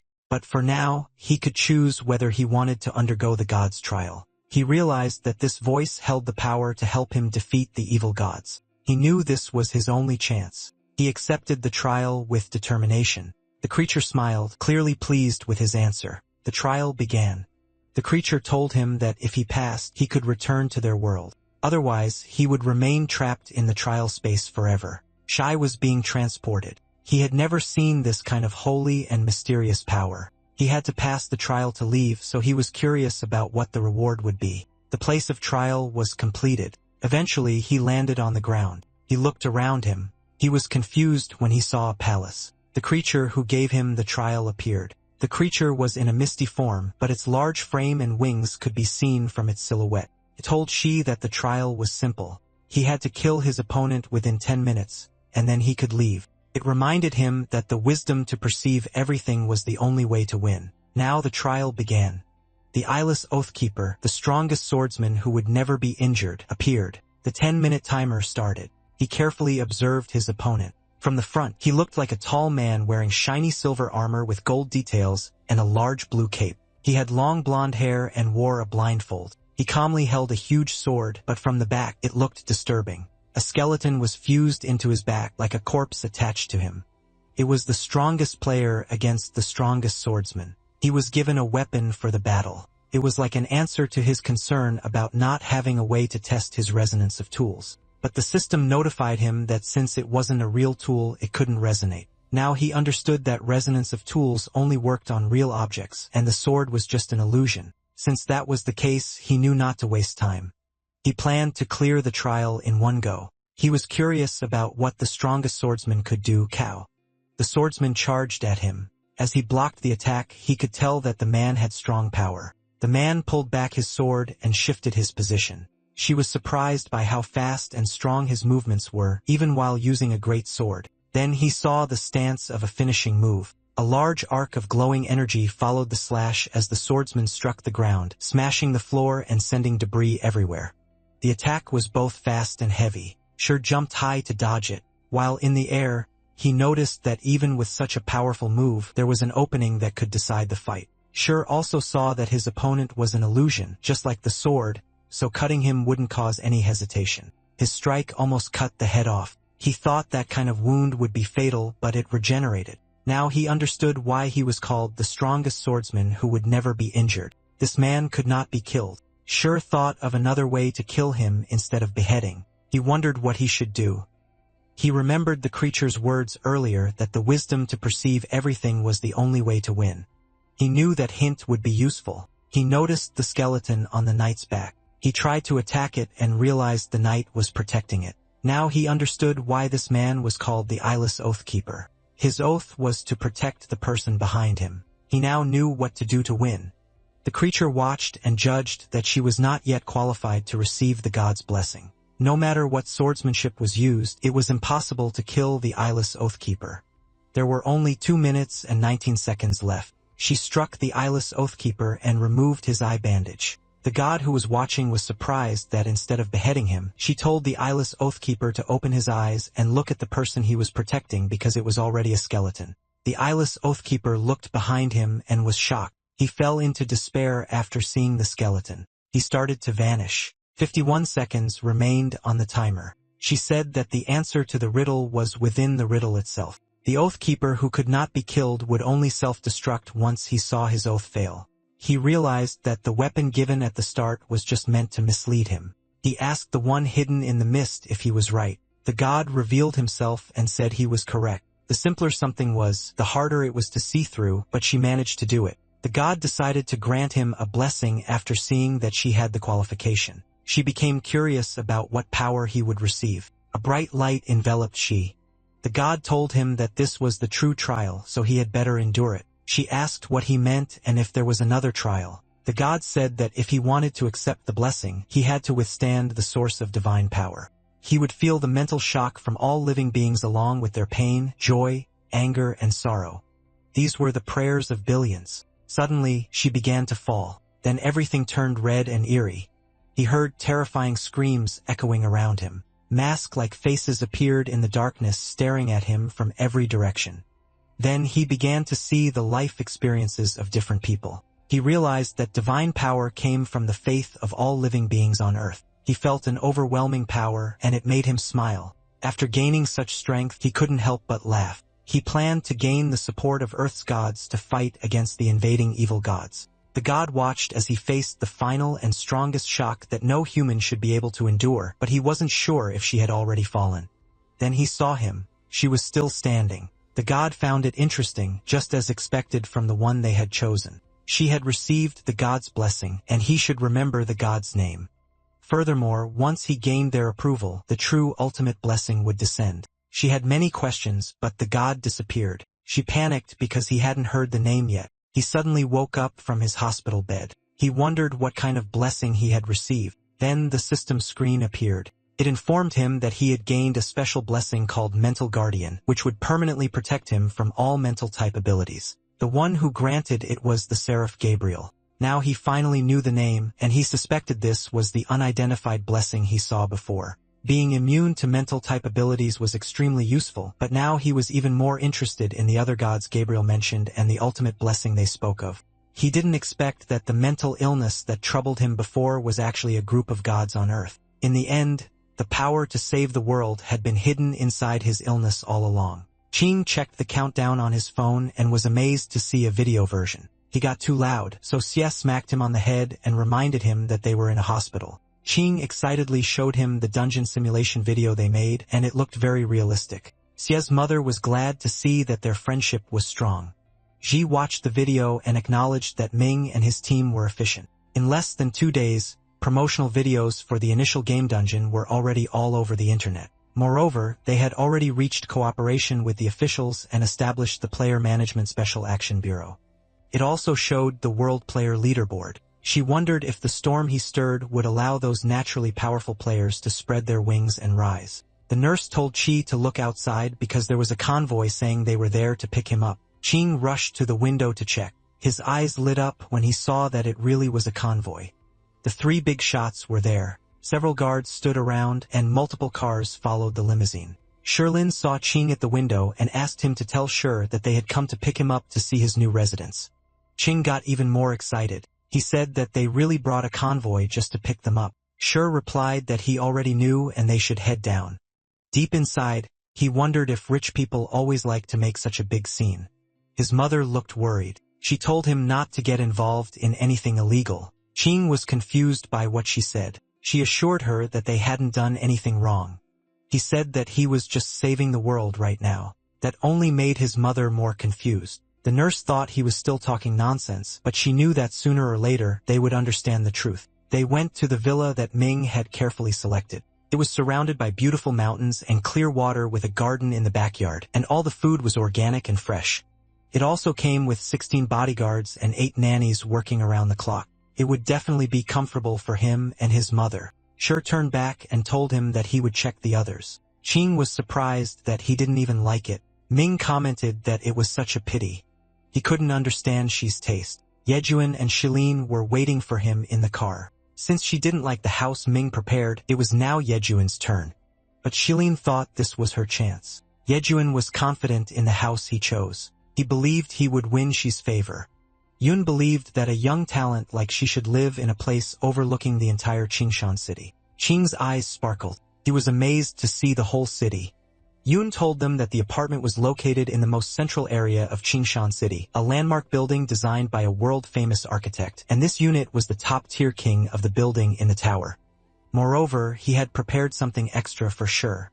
Qing became excited. He told everyone to come out. They were the 10 nannies he selected for sure. They were all young and beautiful women. Qing got extremely excited when he saw so many goddess-level beauties. They surrounded Sher. Ming and Shaylin were stunned. They hadn't thought of this. This made Yun believe that no man could refuse his offer, but she simply left to check the next place. Yun couldn't believe it. This only proved that she was truly different from others. Ming still hoped he had a chance. Sherlin led him to the house she had chosen. It wasn't as luxurious, but she hoped he would like it. She had done her research and learned about his and his mother's past, so she believed he would find the house familiar. Sher said it felt both familiar and unfamiliar. Qing realized that it used to be Sher's childhood home. He knew it had been sold to pay for Xi's treatment. Ming and Yun already knew they had lost. Sherlin explained that the house had changed owner several times, so the layout wasn't exactly the same. But she had done her best to restore it and make it comfortable. She realized how thoughtful she was. The room arrangement was close to what he remembered from his childhood. He said he would take it and thanked her. She told him there was no need to be polite since it was her honor. The 2 men felt defeated. They didn't expect to lose so completely. Sher told Qing to bring it out. Shaylin asked what it was. Qing handed it over. It was all the strategy guides for the second round dungeons that she had written over the past few days. Only players who cleared the novice dungeon would encounter them. She couldn't believe something so valuable was just tucked into his waistband like that. They asked if they could distribute it to everyone as well. She said there was no need, but they could choose some people with good potential and give it to them. The game Day of Confinement required players to understand and grow stronger on their own. So for those who passed the novice dungeon by luck, even if they received it, they wouldn't go far. What he wanted was to filter out excellent players. They only needed to help rookies understand the rules, and that would be enough. The truly capable ones would stand out on their own. They understood his intention. Shilin then asked why he wanted to select these excellent players. She said he needed them to save the world with him. Everyone was shocked. They realized he had a grand goal. There were 2 hours and 69 minutes left before the next round began. Ching proudly told Shi that he was ready and had packed a whole pile of supplies. He carried a huge backpack. She hugged his mother and told her that he would be back very soon. She asked where they were going. Ching, acting like a child, said they were going on an adventure to another world. The countdown ended and the selected players were about to be teleported. King said goodbye to Mrs. Luo. She believed Ching could clear it on his own, so he didn't plan to help him. Ching told him to watch him make it onto the leaderboard, then they were teleported. Just like in his past life, the second dungeon was Extreme Cold Apartment. This was a D-rank dungeon, and those who entered were no longer rookies. They had to find the boss and defeat it to clear the dungeon.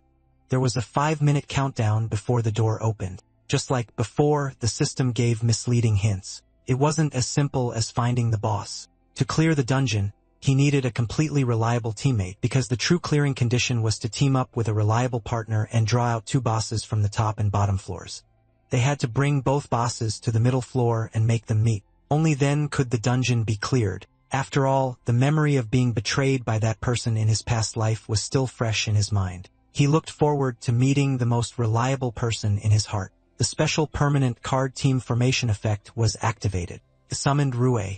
She was surprised to see him. She asked what he was doing there, and then she asked where she was. Shai told Rue that he was the one who brought her into his game dungeon. If he remembered correctly, she should have been on a small island and some prompts had appeared in front of her. In his past life, she became a player the second time he entered the game, and her first novice dungeon was an island survival type. It was that island dungeon that gave her deep trauma and caused her suffering for a long time.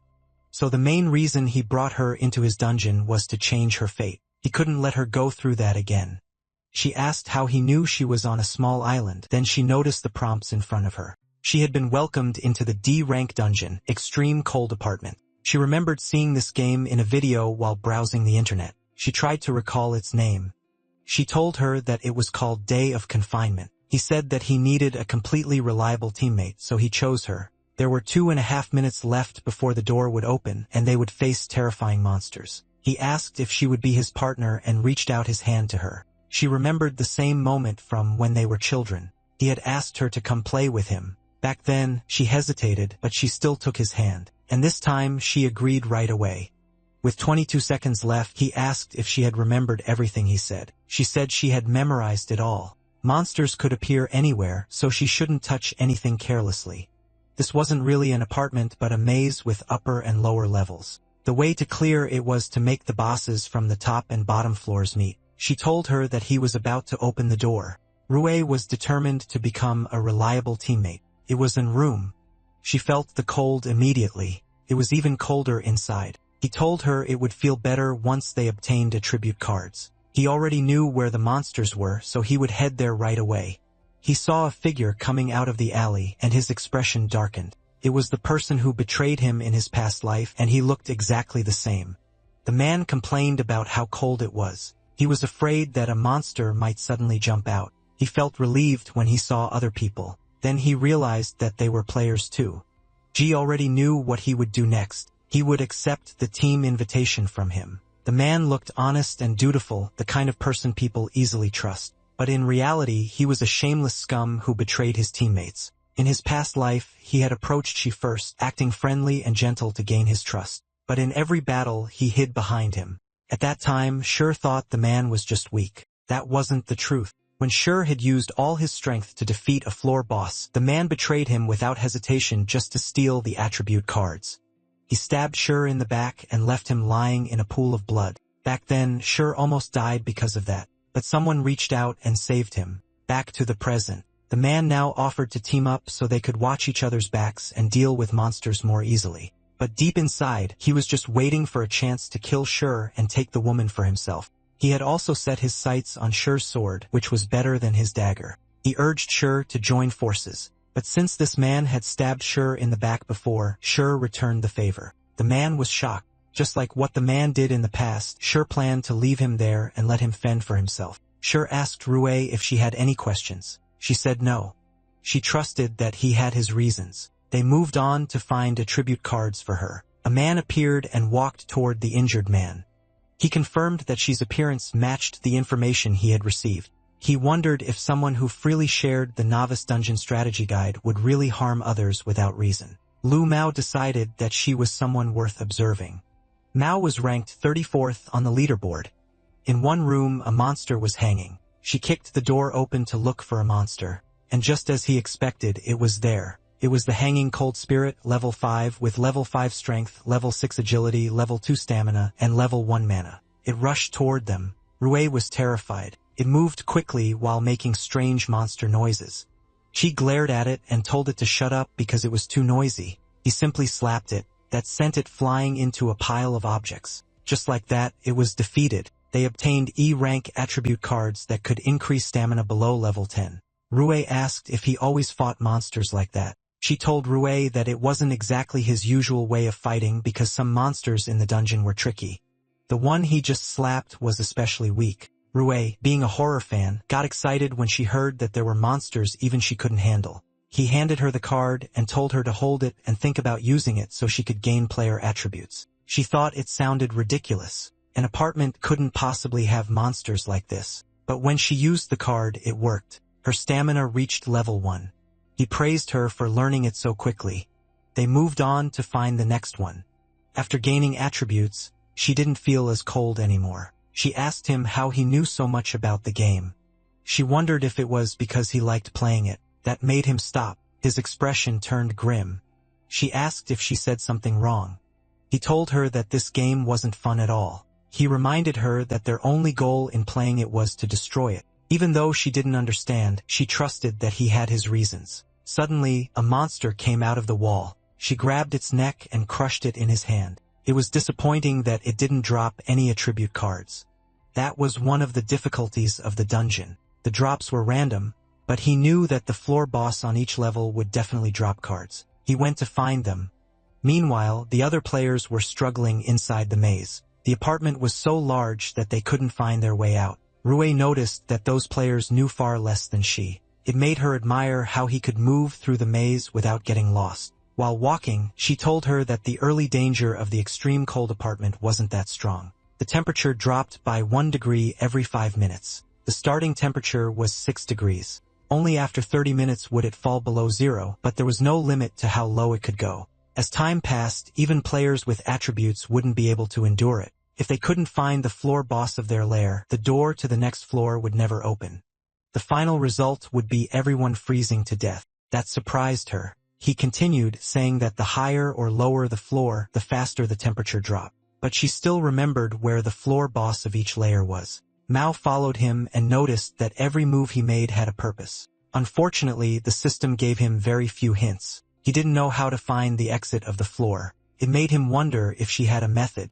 This made him think that someone who could write so many novice dungeon strategy guides might really have a special ability. He hoped the world's #1 player wouldn't disappoint him. Deep inside the maze, the initial floor boss was in that area. Usually, it hid itself well, so they needed to make noise to lure it out. But suddenly, someone appeared and recognized Shur. It was a punk. He asked if he was Luo Shur. Rue asked Shur if he knew him, but Shur didn't recognize the guy. They walked past him, which made the man shout at them not to look down on him. He said he was also on the leaderboard. Mao heard this and wondered what his rank was. She said he didn't remember him because he only remembered the top 10 players. He asked what his rank was. The red-haired man got angry and told him not to be arrogant. He proudly said he was ranked 783, and after this dungeon, he would be #1. He introduced himself as Zhang Qi and said they could call him Qi Xiao. Shur and Rue were not impressed. Mao even felt it wasn't worth reacting. She asked what the 783 wanted. Being called that made Qi Xiao angry, so he demanded to be called by his name instead. He said he came to defeat Xi and take first place. He wanted everyone to believe that she only got first place by luck. She simply slapped him and sent him to the ground. Then she told 783 to stay in the corner because he had things to do. Qi Xiao pulled out his dagger and told his companions to draw their weapons too. They planned to take Xi's loot. Qi Xiao said he would slap Xi 100 times. She knew they were just foolish, not truly evil. So he decided to teach them a lesson. He kicked open a door and picked up a wooden stick from inside. He planned to use only that to teach them properly. The situation favored Xi since he also needed to make a scene to attract the floor boss. At the same time, he could test his class skill. He used resonance of tools on the wooden stick. It activated successfully, and the system showed that the weapon rating was E, a useless trash item with 99.9 resonance level. With repeated use, the resonance level would increase. He also gained a level 1 strength buff. Now he knew that the skill could automatically rate weapons. He realized that this skill would be very useful if he encountered unidentified items in the future. Qi Xiao called him an arrogant brat for not using his sword. He said it would be his biggest mistake. Qi simply glared at them. Qi Xiao called his brothers to follow him, but they hesitated. They were too scared. This made Qi Xiao furious. He called them useless and forced them to move. They were afraid because they knew Qi was ranked first in the world. Some of them even questioned if their boss knew what he was doing, but Qi Xiao was overwhelmed with emotion. He felt insulted and wanted to fight. He attacked Shi without hesitation, not caring that he was facing the number 1 player. He claimed it was just an empty title and that he would defeat him. Since she needed to make noise, he chose the most painful way to respond. She slapped him and said his actions were completely brainless. Qi Xiao burst into tears. He screamed loudly in pain. It was a good scream. She expected the monster had heard it. Suddenly, a vine appeared. It wrapped around Qi Xiao. It even covered his mouth as it dragged him away. His followers were stunned. They quickly ran after him to save him. She told Rui that it was the floor boss. Only by killing it could they open the path to the next floor. He told Rui to follow him, but she didn't need to rush. She was shocked by how fast he moved. She realized this was the effect of player attributes that she had mentioned. She imagined that if she gained more attributes, she could become like a superhero. She had always loved thriller and superhero movies. Mao watched from a distance and couldn't help but admire Shi. Now he understood that Shi had come here to hunt the floor boss. He began to think that if they could fight alongside him, their chances of clearing the dungeon would be very high. If he could become Xi's teammate, he would be willing to pay a price. Qi Xiao's men shouted at the monster to release their boss. They were angry, and they kept yelling threats at it. One of them bravely jumped forward, but they were all struck in the chest one after another. This monster was a man-eating flower, level 8 and E+ rank floor boss. It had level 9 strength, level 7 agility, and level 5 stamina. Qi Xiao saw its rows of sharp teeth and hoped someone would save him. He saw Shi approaching. He felt relieved since it was the world's number 1 player, but he still wondered if Shi would help him after what he did. Shi rushed toward the monster. He swung his sword. The monster let out a loud cry of pain. Qi Xiao felt relieved that Qi saved him, but at the same time he felt even worse than dying. Qi told him not to just lie there. He said that since he made it onto the leaderboard, he should win properly.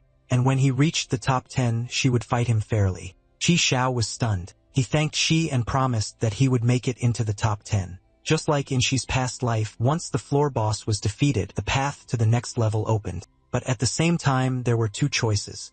He could go up and face the mutated apartment creatures, or go down and face the terrifying apartment dead entities. Rui finally caught up with him. The system gave Shi 4 minutes to decide. Shi saw the 2 options and asked which one he would choose. Qi Xiao felt worried since both choices sounded scary for girls. But deep inside, Rui was excited. Above meant monsters. Below meant ghosts.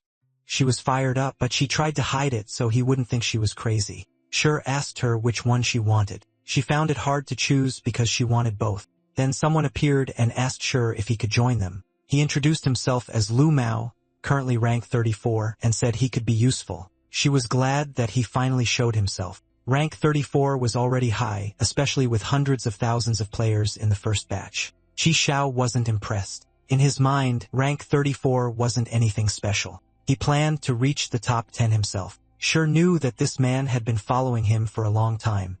He decided to expose him. In his past life, this was the person who saved him.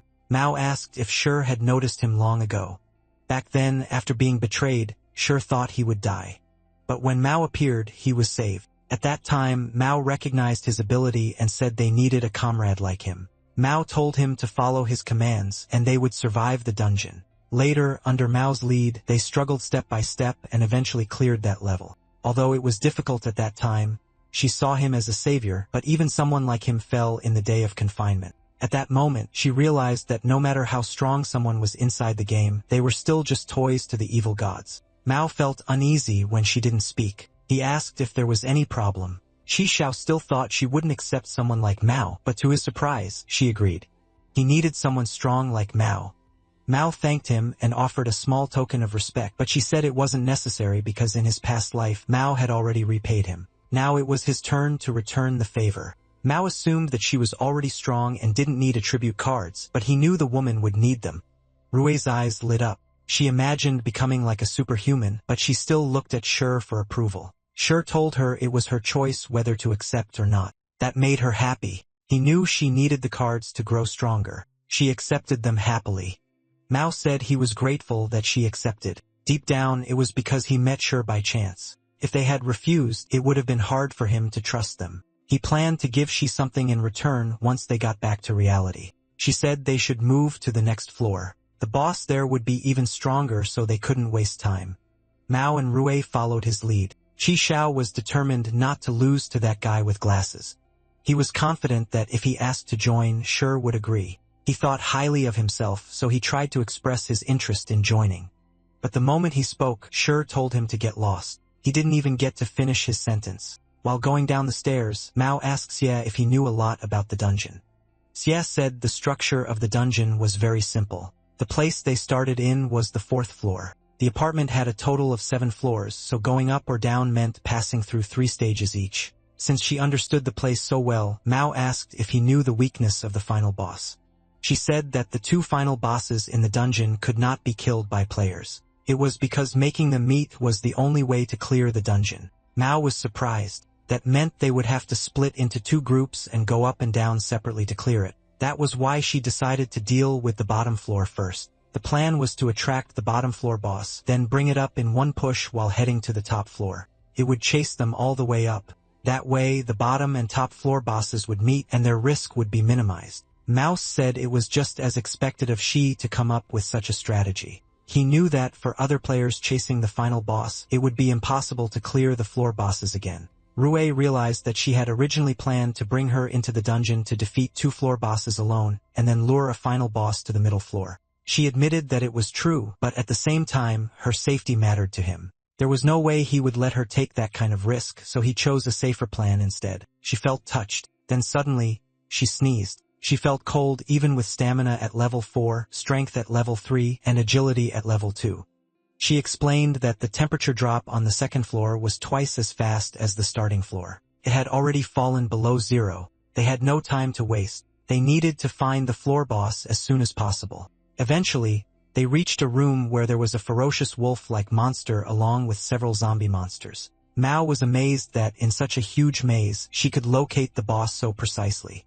Shi said that it was a route he had memorized through life and death, so there was no way he could forget it. This made Mao wonder if Shi had been there before. It didn't make sense since the game had only just appeared in the world. They faced the D-rank boss, the Dog King Eris. It was level 10 with level 11 strength and stamina and level 13 agility. Before charging in, Shi told them to protect themselves because wandering cold spirits would attack. Mao assured him that he would protect Rue.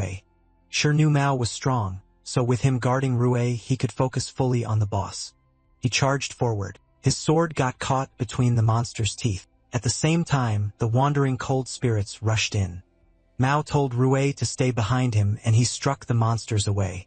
He was the 9th generation successor of Bagua Hands, and because of that, he had easily cleared the novice dungeon. He was confident that these wandering cold spirits couldn't defeat him. He told Rue not to be afraid and that he would deal with them quickly. But to his surprise, she started punching the monsters too.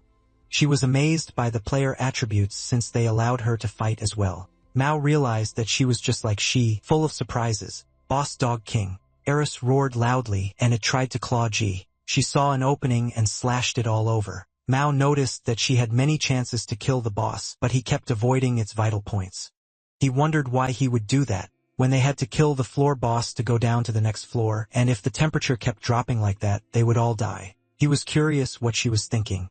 She stepped back when boss dog King Eris tried to claw him. Killing it would trigger the bottom floor boss's berserk state, and the rewards wouldn't increase, but defeating it while keeping it alive would trigger a hidden storyline. He just needed to control its health points precisely to 1%. It used Roar of the Wind D rank. It gathered power to release a powerful blast of wind capable of tearing everything apart. Mao saw that the boss was about to unleash its ultimate move, so he screamed at Sure to find cover quickly. Boss dog King Eris was wide open, teeth clashing against the barrier as the impact sent waves of light and force everywhere. Sure assured him not to worry about him, and that they should just go protect themselves and woo Rue.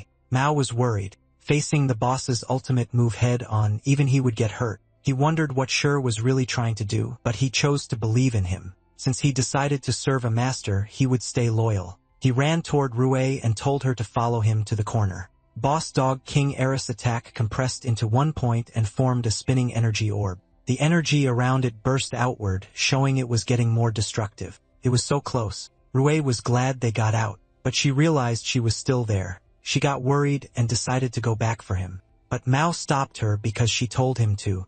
He told her to stay and trust him. She asked if he could really handle it alone. Eventually, it became quiet. She noticed how the wind outside had died down. She suggested taking a look. Mao said she hadn't called for them yet, so they should wait a bit longer. Right on time, she told them to come out. Rue felt relieved when she heard his voice. They hurried over to him. They were shocked at what they saw. Eris was at 1% health points.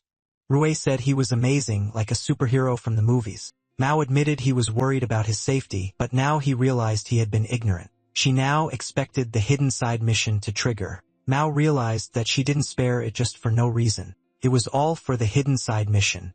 Rue, on the other hand, was amazed by the hidden side mission. He told Eris that he could take it to see its master if it was willing to come. Eris was surprised. It let out a pitiful howl. The system notified Sure that Eris had sent him a team join request. He accepted it. Eris has joined the team. The hidden side mission has started. After recruiting both Eris and Little Posy into the team, the whole team will gain a special buff bonus. The final settlement rewards will increase by 50%. The system notified him that he had defeated Eris and obtained a D rank attribute card, +2 stamina and +2 strength, usable when the attribute value reaches level 15.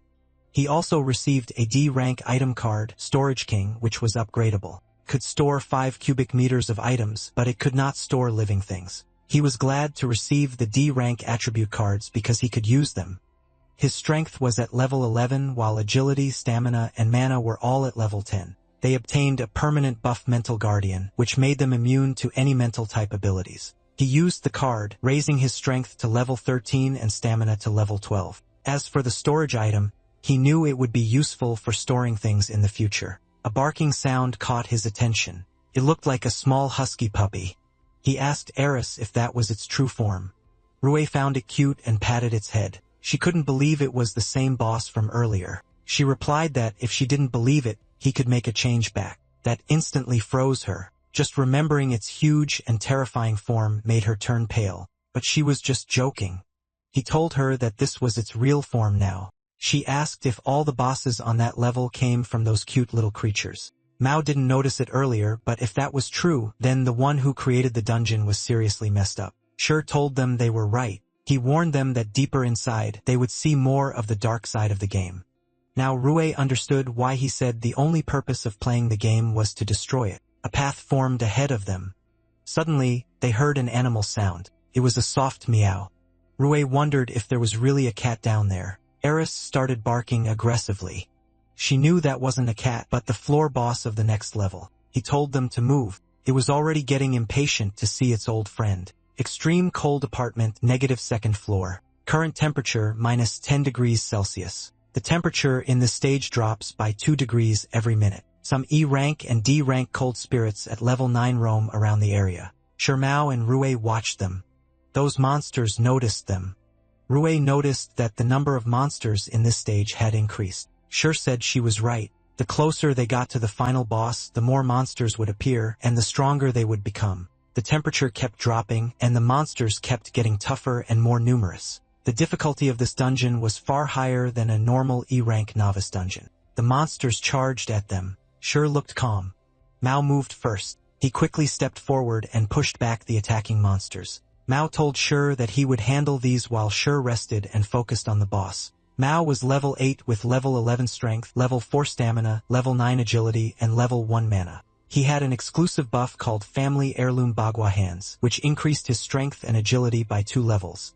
Sure looked forward to players becoming stronger, just like Mao. Mao suddenly moved at high speed, leaving afterimages behind. He swung his hands in wide arcs, releasing waves of blue energy that cut through everything in front of him. He told Rue and Sure to follow behind him. Rue already knew he was strong, but seeing it in person still amazed her. Sure knew clearing the path wasn't a problem for Mao, but he asked if he knew where the floor boss was. Mao felt embarrassed. Suddenly, more monsters rushed toward them. Rue panicked and told him to look behind him. He was caught off guard. At that distance, he knew he would get hit. Suddenly, someone told him to get down. He recognized the voice. It was she. He crouched immediately, and the monsters behind him were struck. With just one swing of the sword, several monsters were already cut down. Rue said that even though she had seen it many times, it still felt unreal. Mao finally realized just how ridiculously strong she was. She told them it was time to move. He already knew where the boss was. When he opened the door to the room, 2 monsters were slammed backward. They saw the boss of this floor. It was the D-rank boss, Cat King Little Posy, level 11 with 100% health. Its strength was level 12, physique level 10, agility level 16, and it had a D-rank skill called Agility Hunter, which increased its agility by 3 levels. It let out a loud meow.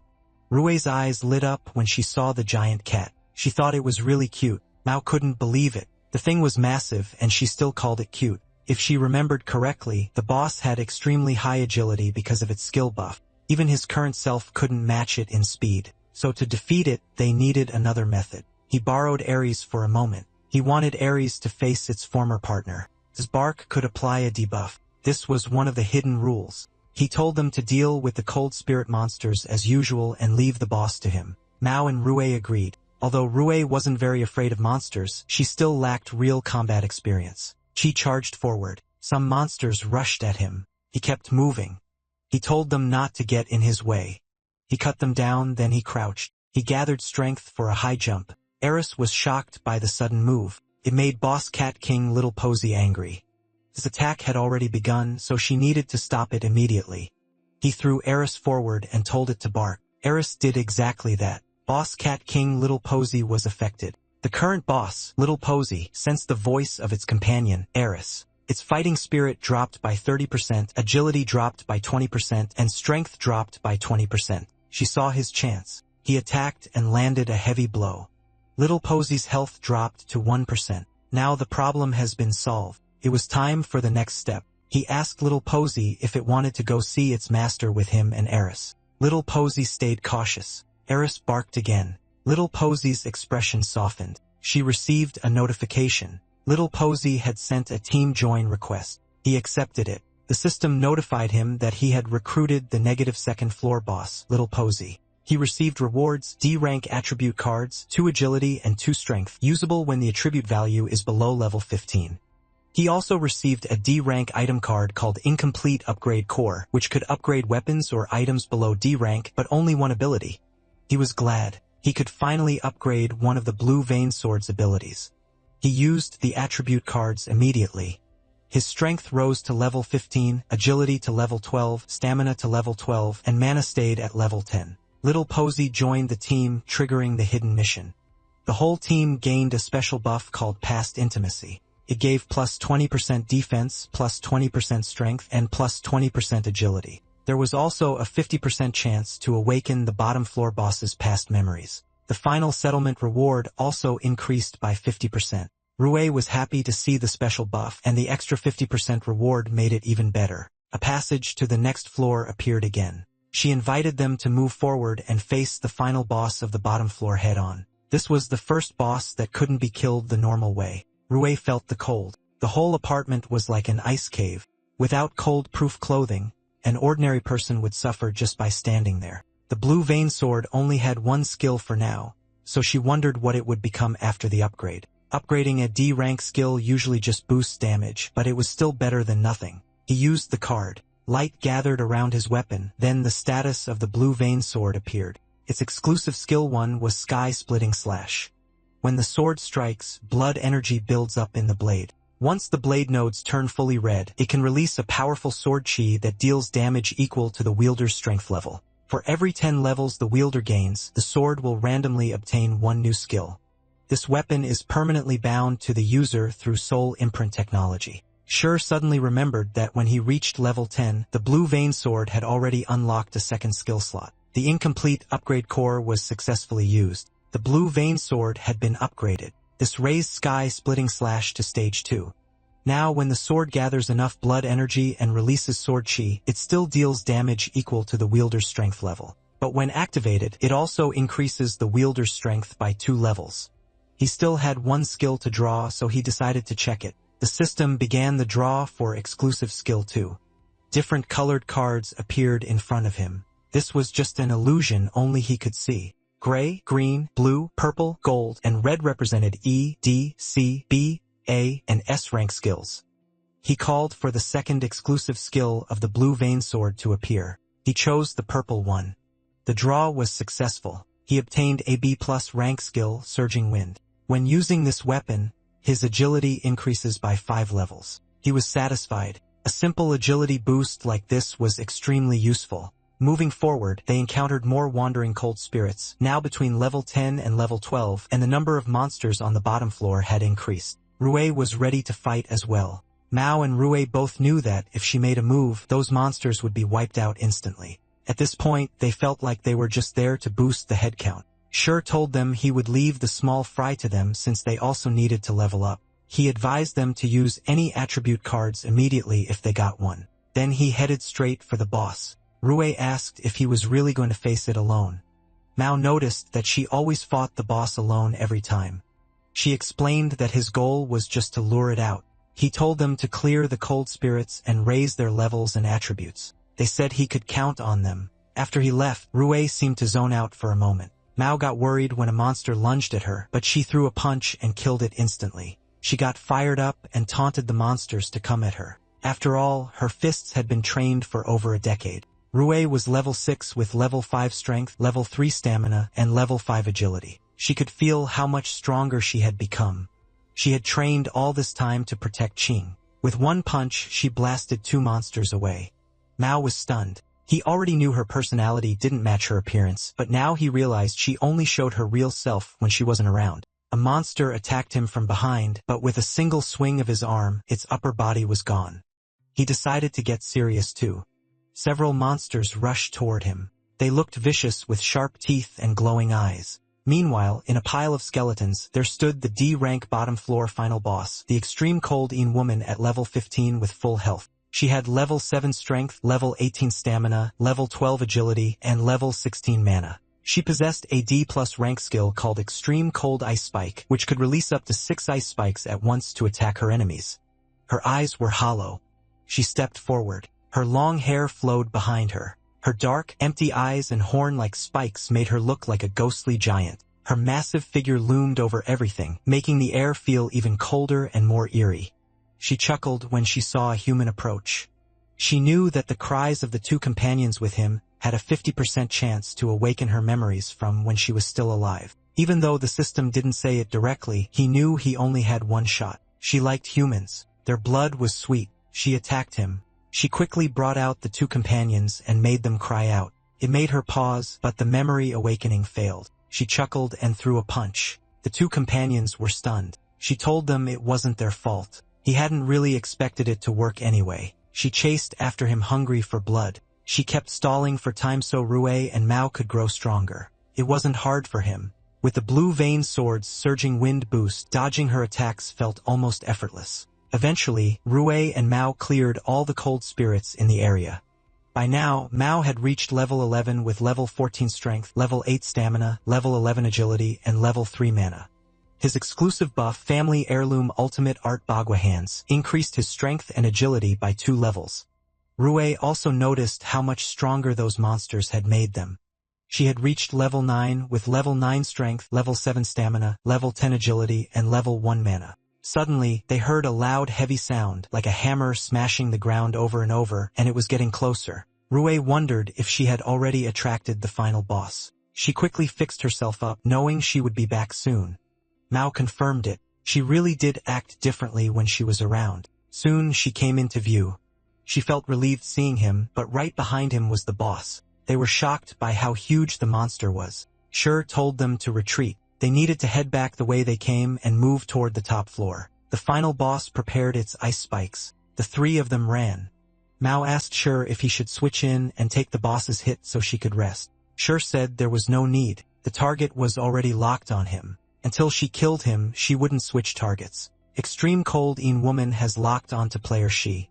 She launched an ice spike to claim his blood. She dodged it with ease. Mao said only she could stay calm while being hunted by something like that. Rue agreed. Only she could say terrifying things so casually.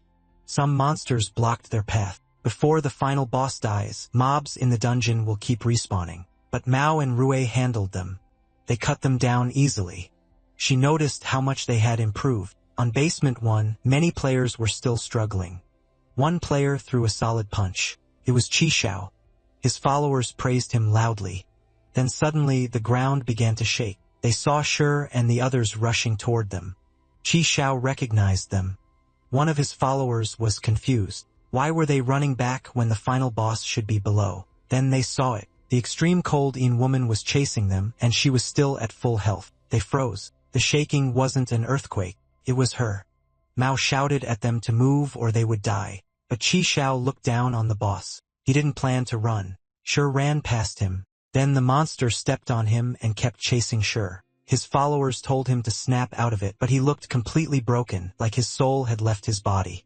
Shur explained that once the boss locks onto a target, it won't actively attack others. So even if they didn't move, they would still be safe. Mao admitted he had overthought it. They kept running. They passed through the middle floors. If they went higher, they would face the mutated apartment creatures. Rue asked if the bosses above had hidden rules like Little Posy and the others. She said no.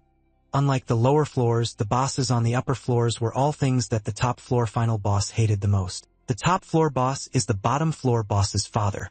As long as the two meet, the stage will be cleared. But both the top floor boss and the bottom floor boss were just poor people when they were alive. On the day the top floor boss became a father, his wife died during childbirth after meeting a quack doctor who failed to treat her properly. The daughter grew up without her mother. While her father worked outside, she only had cats and dogs to keep her company. Even so, she still grew up healthy. But while waiting for her father to come home, the daughter got into a car accident and died right in front of him.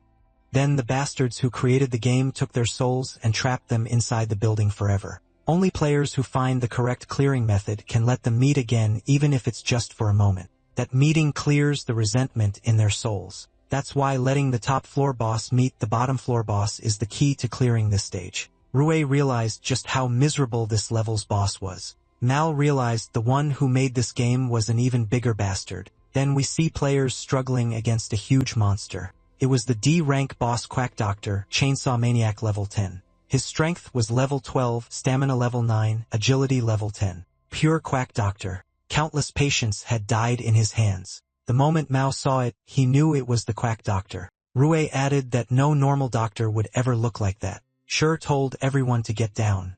There was a clear opening for him to attack. Shur rushed forward and slashed the Quack Doctor. He killed the D-rank boss Quack Doctor, Chainsaw Maniac, and headed straight for the staircase. The other players were stunned. They were impressed, but also curious about who he was. The monster kept chasing after him. The players were shocked when they saw it appear again. They had no idea why it showed up there. They thought they were about to die and braced themselves, but the monster just ran past them.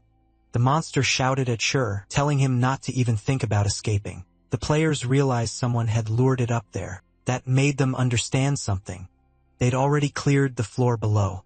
Now they finally saw how strong those players were. The next monster was the D-rank boss modified truck driver level 11. It had level 17 strength, level 11 stamina, and level 11 agility. Its D-rank skill, illegal modification, boosted its strength even further. This guy would do violent upgrades, legal or not, just to earn more money. Rue and Mal were terrified, but she didn't hesitate. He charged straight in. The modified truck driver threw a punch. She leapt high into the air and chopped its body clean in half. He killed it. When the dust settled, they continued toward the staircase. A shadow slowly crept out from the rubble. It twisted and formed into a creature. The evil god had noticed she and the others. They cleared the dungeon faster than what the gods had designed. To it, they were anomalies. At the top floor stood a mutated freak, level 10, and it wasn't alone. Many monsters surrounded it. All of them suddenly turned in one direction. They heard the noise from the commotion. Shur told the two of them to rush forward because the door ahead led to the top floor boss. The monster let out a loud roar. Shur told them to keep moving and leave everything else to him. With a single slash, he cut down several monsters, and the two of them charged ahead. They pushed the door open. And the final boss was right there. They stepped into the top floor boss domain. It was the extreme cold ringleader, level 15. It had level 16 strength, level 19 stamina, level 15 agility, and level 1 mana. It had a D-rank skill called Extreme Cold Breath, letting it unleash freezing air at will. Mao muttered that it looked nothing like the tragic man he had imagined. The door suddenly slammed shut. The system announced that it wouldn't open again until the players outside met the conditions. The two of them were left confused. The monster roared again. Rue realized they had to survive on their own until she opened the door. Mao knew that meant fighting to the death. A mission was triggered. She had to kill all mutated freaks on the floor within 5 minutes. Otherwise, the door to the boss room would stay shut. This was a late game rule, but somehow it appeared in the second dungeon. Something else felt off. She noticed something watching him. In his past life that never existed. He wondered if it was the evil gods observing everything. Because of his rebirth, day of confinement had already started to change. Even with all his memories, he knew he had to stay careful. He needed to kill every monster and fast 5 minutes. That was all he had. But for trash like this, it was more than enough. He moved. Every step was clean. Every strike was precise. And with each slash, another monster fell. Some monsters started avoiding him. She noticed how they ran away. Their behavior had clearly changed. A huge hand suddenly reached out toward him. He blocked it with a sword. It was the extreme cold woman. Now he understood. The real difficulty came from her. She was there to stop him. The monster stared at him, craving fresh blood. She read her next move. Ice crystals burst out from the ground. He could have been trapped, but there was no blood. She had already slipped behind her and unleashed sky-splitting slash stage 2. Power surged from his blade, and the strike cut her clean in half. She seemed almost amused that he got behind her. She landed safely on the ground. He knew he couldn't kill her, but disabling her was enough. Now he could focus on wiping out the other monsters and opening the door. There were 4 minutes and 15 seconds left, and the boss that Rue and Mao were facing couldn't even be killed. It was even stronger than the woman.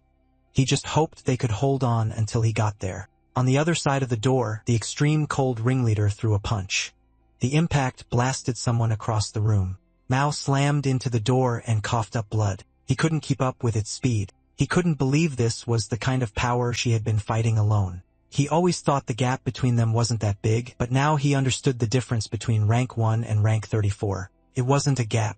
It was a chasm. Rue stepped in and blocked the next attack to protect him. She told him to get up. They had promised to hold on until she arrived, but the moment she got distracted, the monster grabbed her.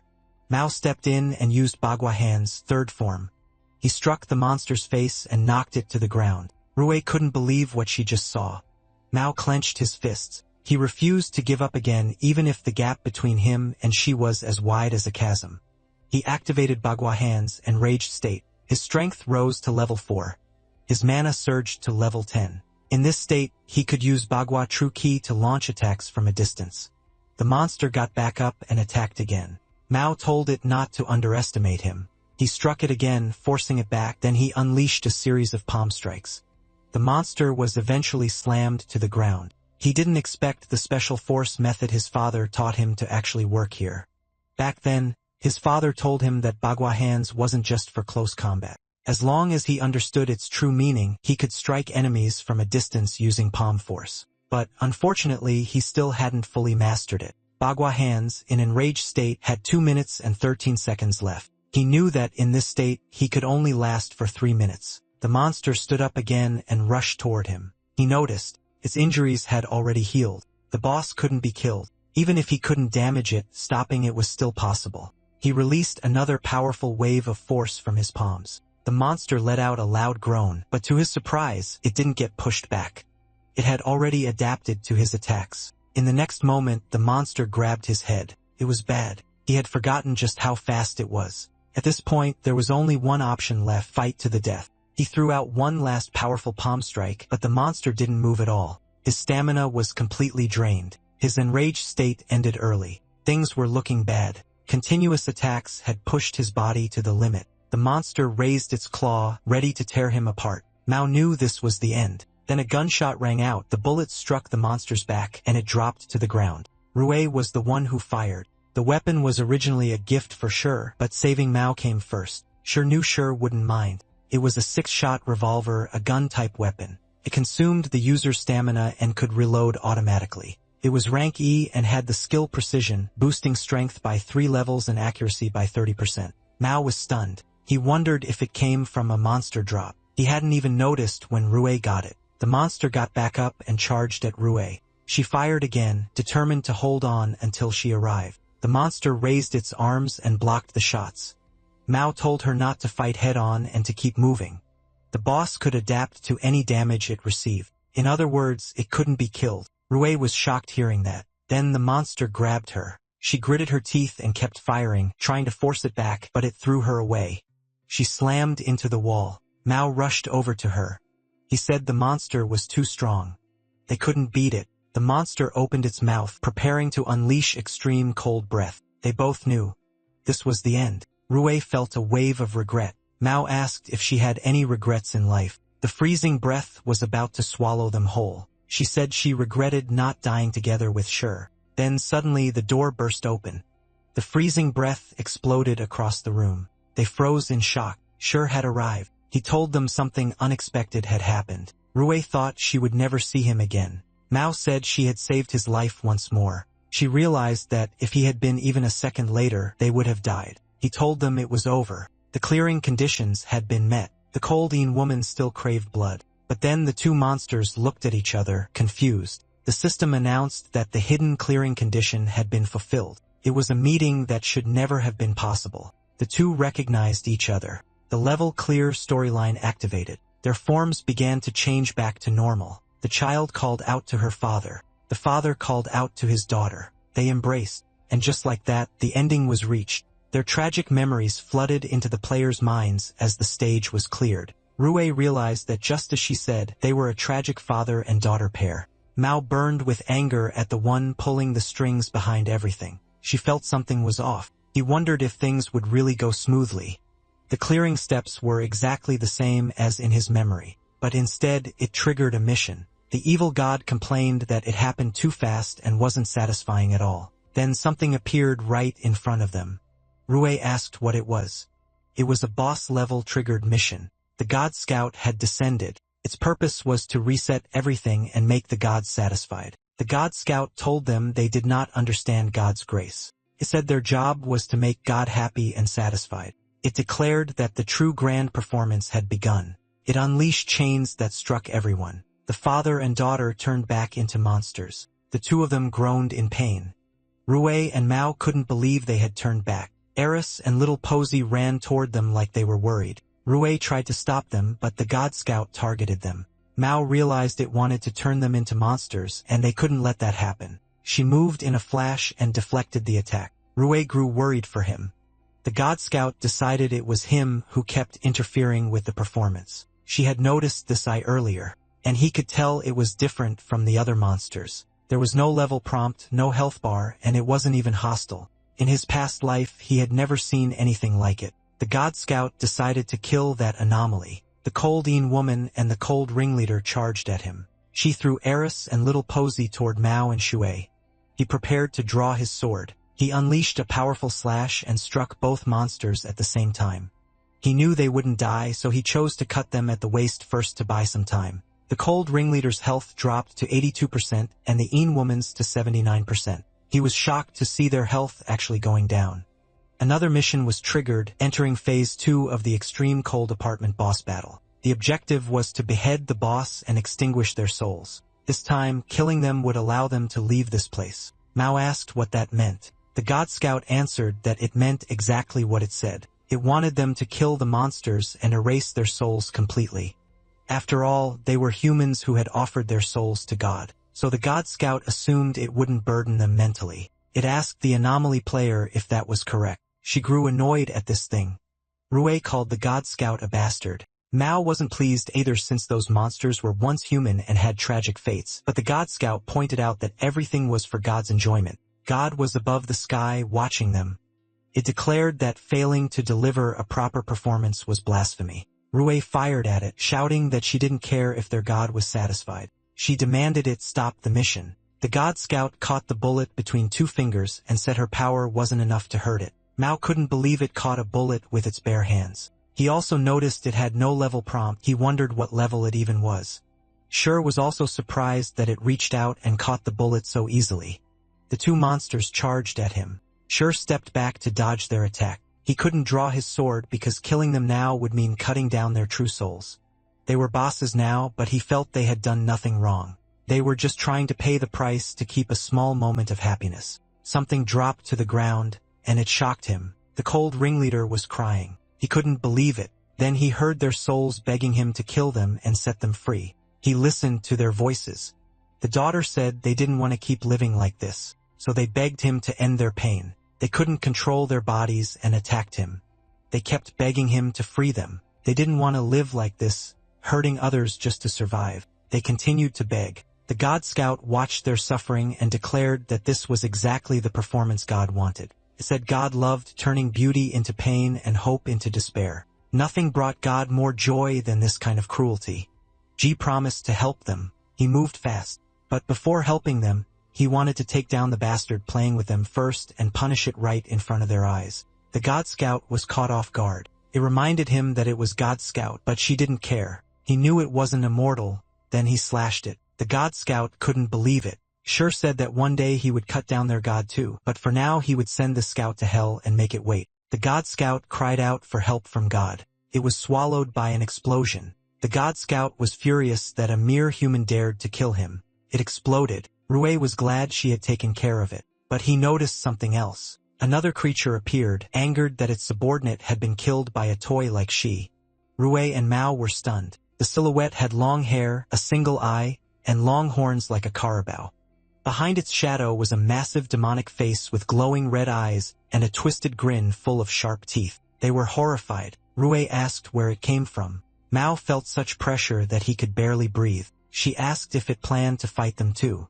The creature said that by God's rules, it could not attack him in this dungeon, but it warned that one day it would take his head. The next time they met, it would make him perform for God. Until then, it told him to live well until he was worthy of meeting it. Then it left. Rue and Mao finally relaxed, their knees going weak. Rue said she almost suffocated, and Mao agreed that the creature was terrifying. Sure realized that in this life the evil god's interference had already progressed further. He could feel that the creature carried the power of the evil gods. He suspected it might be the spokesperson they were searching for. It made him think that the evil god had already noticed something. But no matter what happened, he would keep moving toward the ending where he killed them all. The father and daughter stopped moving. She looked at them. They thanked him for getting angry on their behalf. They asked him to send them off. He agreed and gripped his sword tightly. He prepared himself. He planned to end it with the least pain possible. He moved smoothly and cut off their heads at the same time. Their souls rose from their bodies. They thanked him because now they were finally free.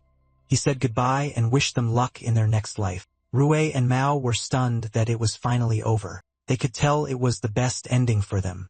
Little Posy and Eris began to glow brightly. Then they floated into the air. They gave one last meow and woof. Mao and Rue wished them happiness in their next life and said goodbye. With that, the extreme cold apartment dungeon was cleared. The dungeon was completely over. The environment began to collapse. The survival reward was a D-rank attribute activation card given to all surviving players. Everything they obtained in the dungeon could be taken back to the real world. The place was freezing cold. Some players were trembling on the ground. In this cold, they couldn't even fight monsters and thought they would freeze to death. A monster roared loudly. Qi Xiao and his group were being chased by it. They ran as fast as they could. One of his men said that if this kept going, they would freeze to death. Another wondered how the world's #1 player could handle this so easily. Chi Xiao slipped and fell. His underlings panicked. The monster was almost on him. He knew he was doomed. He wouldn't even get the chance to become #1. Luckily, at that moment the D-rank dungeon was cleared. A final gust of wind swept through the area. He felt relieved. The other players cheered. They were no longer freezing to death, and they all received activation cards again. They wondered what kind of monster had cleared the dungeon. The contribution leaderboard appeared. Sure had 82.3%, Mao had 10.6%, Rui had 7%, and the rest of the players only had 0.1%. The players felt the second and third place made sense, but the first place was unbelievable. The system then notified them that they had gained attributes in strength, agility, stamina, and mana all at level 3. Rui was glad since it was a huge improvement. Mao realized that D-rank dungeon rewards were much better than novice dungeons. Rui's strength reached level 15, her agility level 13, and her mana level 4. She also had a 6-shot revolver with the skill precision, which boosted strength by 3 levels and accuracy by 30%. Meanwhile, Mao had level 17 strength, level 14 agility, level 11 stamina, and level 6 mana. He also had an exclusive buff from his family heirloom, the Baguahans, which added +2 levels to both strength and agility. These were only the rewards for surviving players, and there were still extra rewards to come. Since Rui had 7% contribution, she received an attribute card called Mage's Blessing, which increased her mana by 5 levels along with Elf's Grace at level 3. Her world player contribution points reached 350. She complained that the reward wasn't useful for her. As for Mao, he received a weapon card called Grandmaster of Martial Arts Damaged Gloves at E rank, along with an attribute card called Martial Artist's Leg Practice, which increased agility by 3. His world player contribution points also reached 350. He equipped it and learned the weapon skill Grandmaster's Remnant Might, which gave a 3% chance to deal double damage in close combat. He didn't expect such an effect. If it triggered at the right moment, it could decide the outcome of a fight. Rui asked Sure what reward he received. He replied that it was just some points and a fragment card. He didn't tell them it was actually a fragment of an S-rank card. Sure had 82.3% contribution, and the reward he received was an S-rank card fragment. His world player contribution points reached 4,115. Rui couldn't believe that was all he got despite such a high contribution. Mao also found it strange and wondered what the system based its judgment on. She admitted it looked like a trash reward, but in reality it made sense. In the entire day of confinement game, there were only 15 S-rank cards. Each one held overwhelming power and was extremely hard to obtain.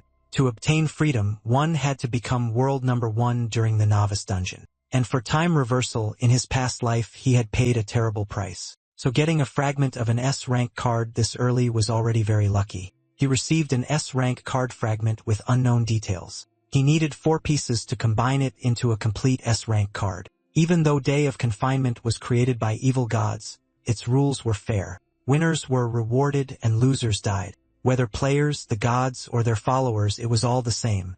For now, he could only store it, but it still brought him one step closer to destroying those evil gods. The world player contribution leaderboard was updated. She ranked first with 7,615 points. Han Sunhai followed with 1,310. Third was Lu Yan with 1,290, then Yun Yan with 1,280, Jin Yejun with 1,280, and Zhong Luan also with 1,280. Rui was happy to make the list. She ranked with 634 points after gaining 350. Mao noticed how close the rankings were with many tied scores. He was in 31st place with 740 points. Sure said that once people understood the rules, more experts would appear. That was why he shared the Novice Dungeon Strategy Guide before. Mao pointed out that this would only create more rivals for Sure, but Sure said his goal was to save the world. The more allies they had, the more hope there would be. This wasn't a fight for him alone. It was a battle for the survival of all humanity and even the planet itself. For the dungeons ahead, Sure wanted them to fight for humanity, not just for personal gain. The two were stunned. Mao realized he had been narrow-minded and promised to remember Shure's words. Rui also felt motivated to fight for humanity's survival. Sure said he hoped to meet them again in the real world. They both answered yes at the hospital. Shure's mother noticed that he was awake. He checked on his friend beside him. Qing was still asleep. Day of confinement pulled people's consciousness inside, so the things Qing carried were useless. His mother thought he was hungry, so she went to make him something to eat. He noticed that she had already accepted the situation. It seemed like Day of confinement hadn't affected her much. The system notified him that he had taken first place in the World Player Contribution Rankings. An extra reward was about to be issued. Whether those still inside the game or those who had already escaped, no one could surpass his score. So the system decided to grant the reward early. A dark card appeared. He examined it carefully and realized it was a class change card, the Shadow Mage Apprentice card. After using it, he could change into the class Dark Mage Apprentice and gain the skill Dark Orb along with initial attribute boosts. The description said that rare dark elementalists begin as apprentices who accept the power of darkness. This class had shined in his past life. Back then, someone advanced into a dark archmage and destroyed an entire city alone. Even though that person was evil, no one could deny the power of the class once it matured. Classes weren't good or bad. They could be a weapon for evil or a shield for good. Each person could only have one class and he had no use for it. He planned to give it to someone suitable. His mother came back with his favorite noodles. He smiled and thanked her. For now, he decided to set everything else aside. He wanted to enjoy this small moment of normal life. He told his mom the food was delicious. Suddenly, someone knocked on the door. She opened it and saw Rue. Even she didn't expect her. She was panicking.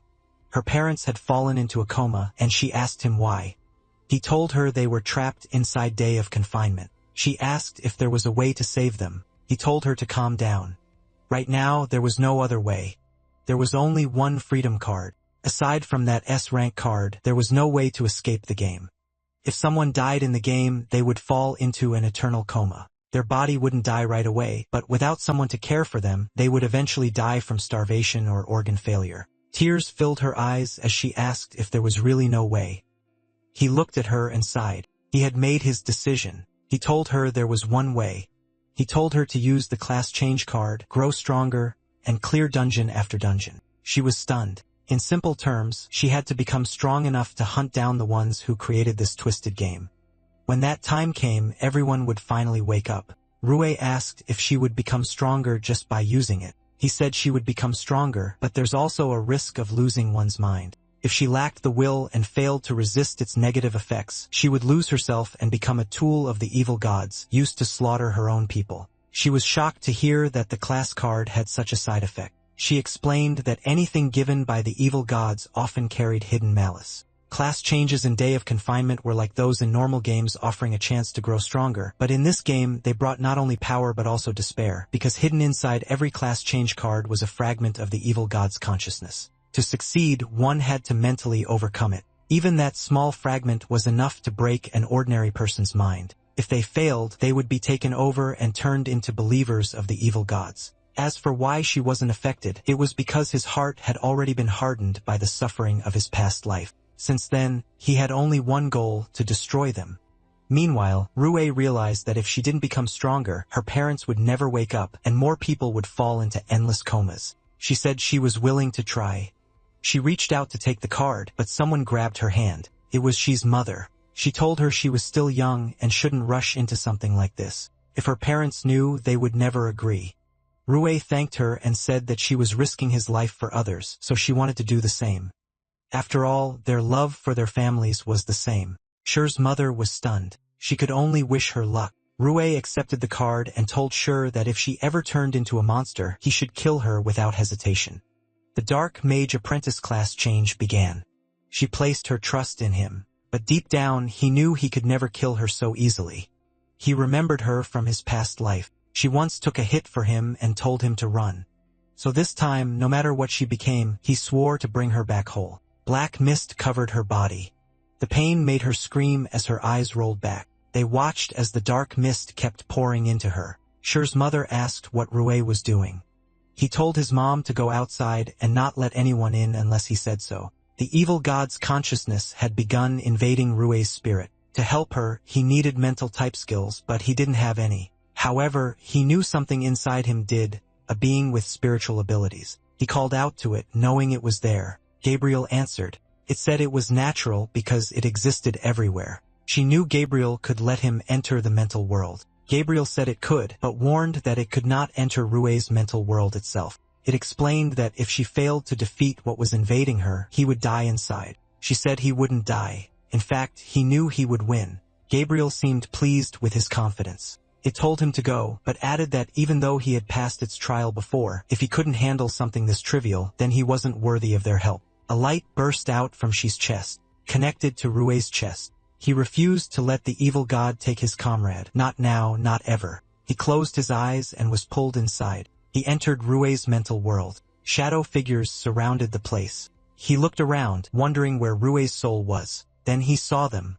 There were two Ruis. One held a gun and fired with precision. The other fought wildly with her fists. She couldn't understand why there were two of her. A shadow spoke. If she wanted its power, she had to prove herself. She had to survive the siege of the Dark Element apprentices. If she defeated them, it would acknowledge her. But the situation was getting worse. More enemies kept appearing, and she was surrounded. Still, she refused to give up for her parents. The monsters raised their arms to the sky and launched black fireballs.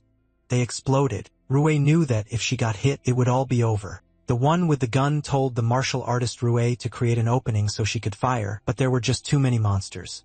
Suddenly, they heard someone shout that he would help her, and he cut through the monsters. Both Ruis were shocked. She told her that the Dark Element mages were just class change illusions, so he couldn't harm them. Rue had to rely on herself, but he could deal with the evil god's consciousness instead. He kept cutting down monsters. He was furious that these things dared to invade his comrade right in front of him. He poured all his anger into every strike. Rue was shocked to see him. She wondered how he even got there. She also noticed how strong he was. Those monsters stood no chance against him. Rue decided to leave those enemies to Shur and focused on the three mages forming a giant orb. The dark mages released the orb. Rue froze when she saw it coming. One Rue grabbed the other and pulled her away just in time. She realized the orb had a devouring effect. That's when she knew she wasn't lying. The class was truly powerful. She managed to step back, but then more orbs rained down on her. One Rue grabbed the other again while she kept firing. They were surprised the orb could attack like this. It was the difference between charged and instant casting. The Rue with the gun chose to fight back. They couldn't just keep dodging forever. She fired at the mages. 2 shots took away 15% of their health. She realized their defense was extremely high. The other Rue said that dealing damage at all was already good. She would handle the dodging while Gun Rue focused on attacking. It sounded simple, but it wasn't. In this space, their physical limits were the same as in real life. If she ran out of stamina before killing those 3, they would lose. She moved carefully. Even reloading her gun drained stamina. She was determined to use every chance to secure victory. She noticed the monsters had grouped together instead of rushing him since they weren't attacking. He stepped forward. The monsters began to retreat, then they fused into one. That was their way of escaping, but she wasn't about to let them go. But suddenly, a massive shadow monster blocked his path. She was caught off guard. There was a massive dark figure with glowing purple eyes and a wide mouth full of jagged teeth. It loomed over him like a nightmare, radiating pressure that felt suffocating. Just as he expected, this was its true form. Even a fragment of an evil god's consciousness shouldn't be this weak. The monster lashed out with dark vines. She cut them down with ease. He studied it closely. This thing was weak. He kept attacking. It was caught off guard by his speed. He tightened his grip on his sword. He didn't care if it was weak or strong. She kept slashing. Suddenly, a voice praised him for his clean strikes. It called him an intelligent life not yet consumed by reason and told him to keep going. He realized it wasn't really a voice. It felt more like radio waves, something not from Earth's language system being translated directly into his mind. It told him that S-rank special cards were the chance for resistance they had created. They had already been devoured by the evil gods, so this was their final power. It warned him not to be misled by the evil gods or become like them, beings who helped destroy their own civilization. Shur understood. The S-rank cards were a last hope left behind by those who had already been consumed. It made him realize they were likely intelligent beings from other civilizations that had fallen to the evil gods. He had always believed S-rank cards held a power even the gods couldn't control, created for their twisted amusement. But now it seemed different. These cards were resistance, and he would claim that power. He declared that this planet would become the grave of the evil gods who caused all this suffering. Then he felt it. The evil god's presence had vanished. It seemed he could no longer stay in the mental world either. After all, he was just an intruder in Rue's mind. Back to these two. The two Ruis now faced the mages. He could tell she was ready to handle the rest on her own. Rue asked if he was leaving. The other Rue couldn't believe he had already cleared all those black, mud-like creatures. She told her to focus on completing the class change. He said they would meet again in reality. Rue was caught off guard when he said they. The secret was slipping, but she stayed calm and acted like nothing was wrong. The mage continued forming a massive orb. Rue chose to focus. If she wanted to save her parents, she had to become a dark mage apprentice first. The two Ruis charged at the mage. She watched her take her first step on the path of fighting the evil gods and becoming his most trusted ally as she made it home. His mother had been worried sick even though she knew he had become more reliable. She also knew that everything happening now was far beyond common sense. Many people had suddenly fallen into deep comas, surviving only on nutrient solutions. Some ordinary people had turned violent and were attacking others in the streets.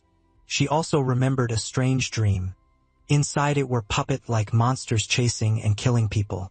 With everything going on, she just hoped she, Rue, and Qing were all safe. Then she finally saw him return. She checked on Rue and saw that her condition was stabilizing. He knew she would succeed soon. The black mist around her was slowly being contained. He smiled, knowing that meant success. The system confirmed it with a notification.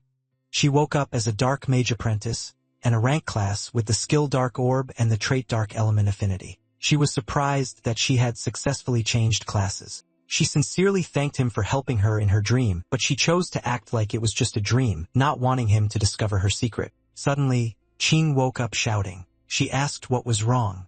Qing was shocked to see him, then he begged Shi to send him back to the dungeon immediately. Qing told him to calm down. He explained that once a dungeon was cleared, it disappeared completely. There was no going back. Tears formed in Qing's eyes as he asked what would happen to the people who died inside. Could they still be saved? This scene felt familiar. It was the same as in Shi's past life during Qing's second dungeon. There, Qing had met someone who sacrificed herself to save him. She had fallen from a great height into flames below. She didn't know the full details, only what Qing had told him. He couldn't judge what advice to give. Saying the wrong thing might push Qing toward death. He even thought about bringing Qing into his own dungeon to help him avoid this pain, but he knew that wouldn't be right for him. Qing broke down, apologizing to the woman and blaming himself. Ji understood that he couldn't make choices for him, and in this life he was determined to defeat the evil gods and free everyone from this suffering.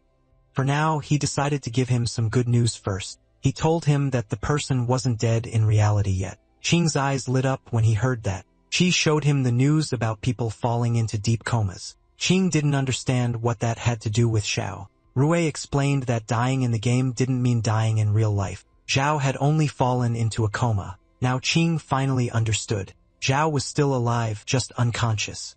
Rue added that her parents were also in a coma, and she had told her that if she wanted to wake them up, they had to clear day of confinement and kill the mastermind behind it. She asked Qing to join them and fight those bastards together. Qing agreed without hesitation.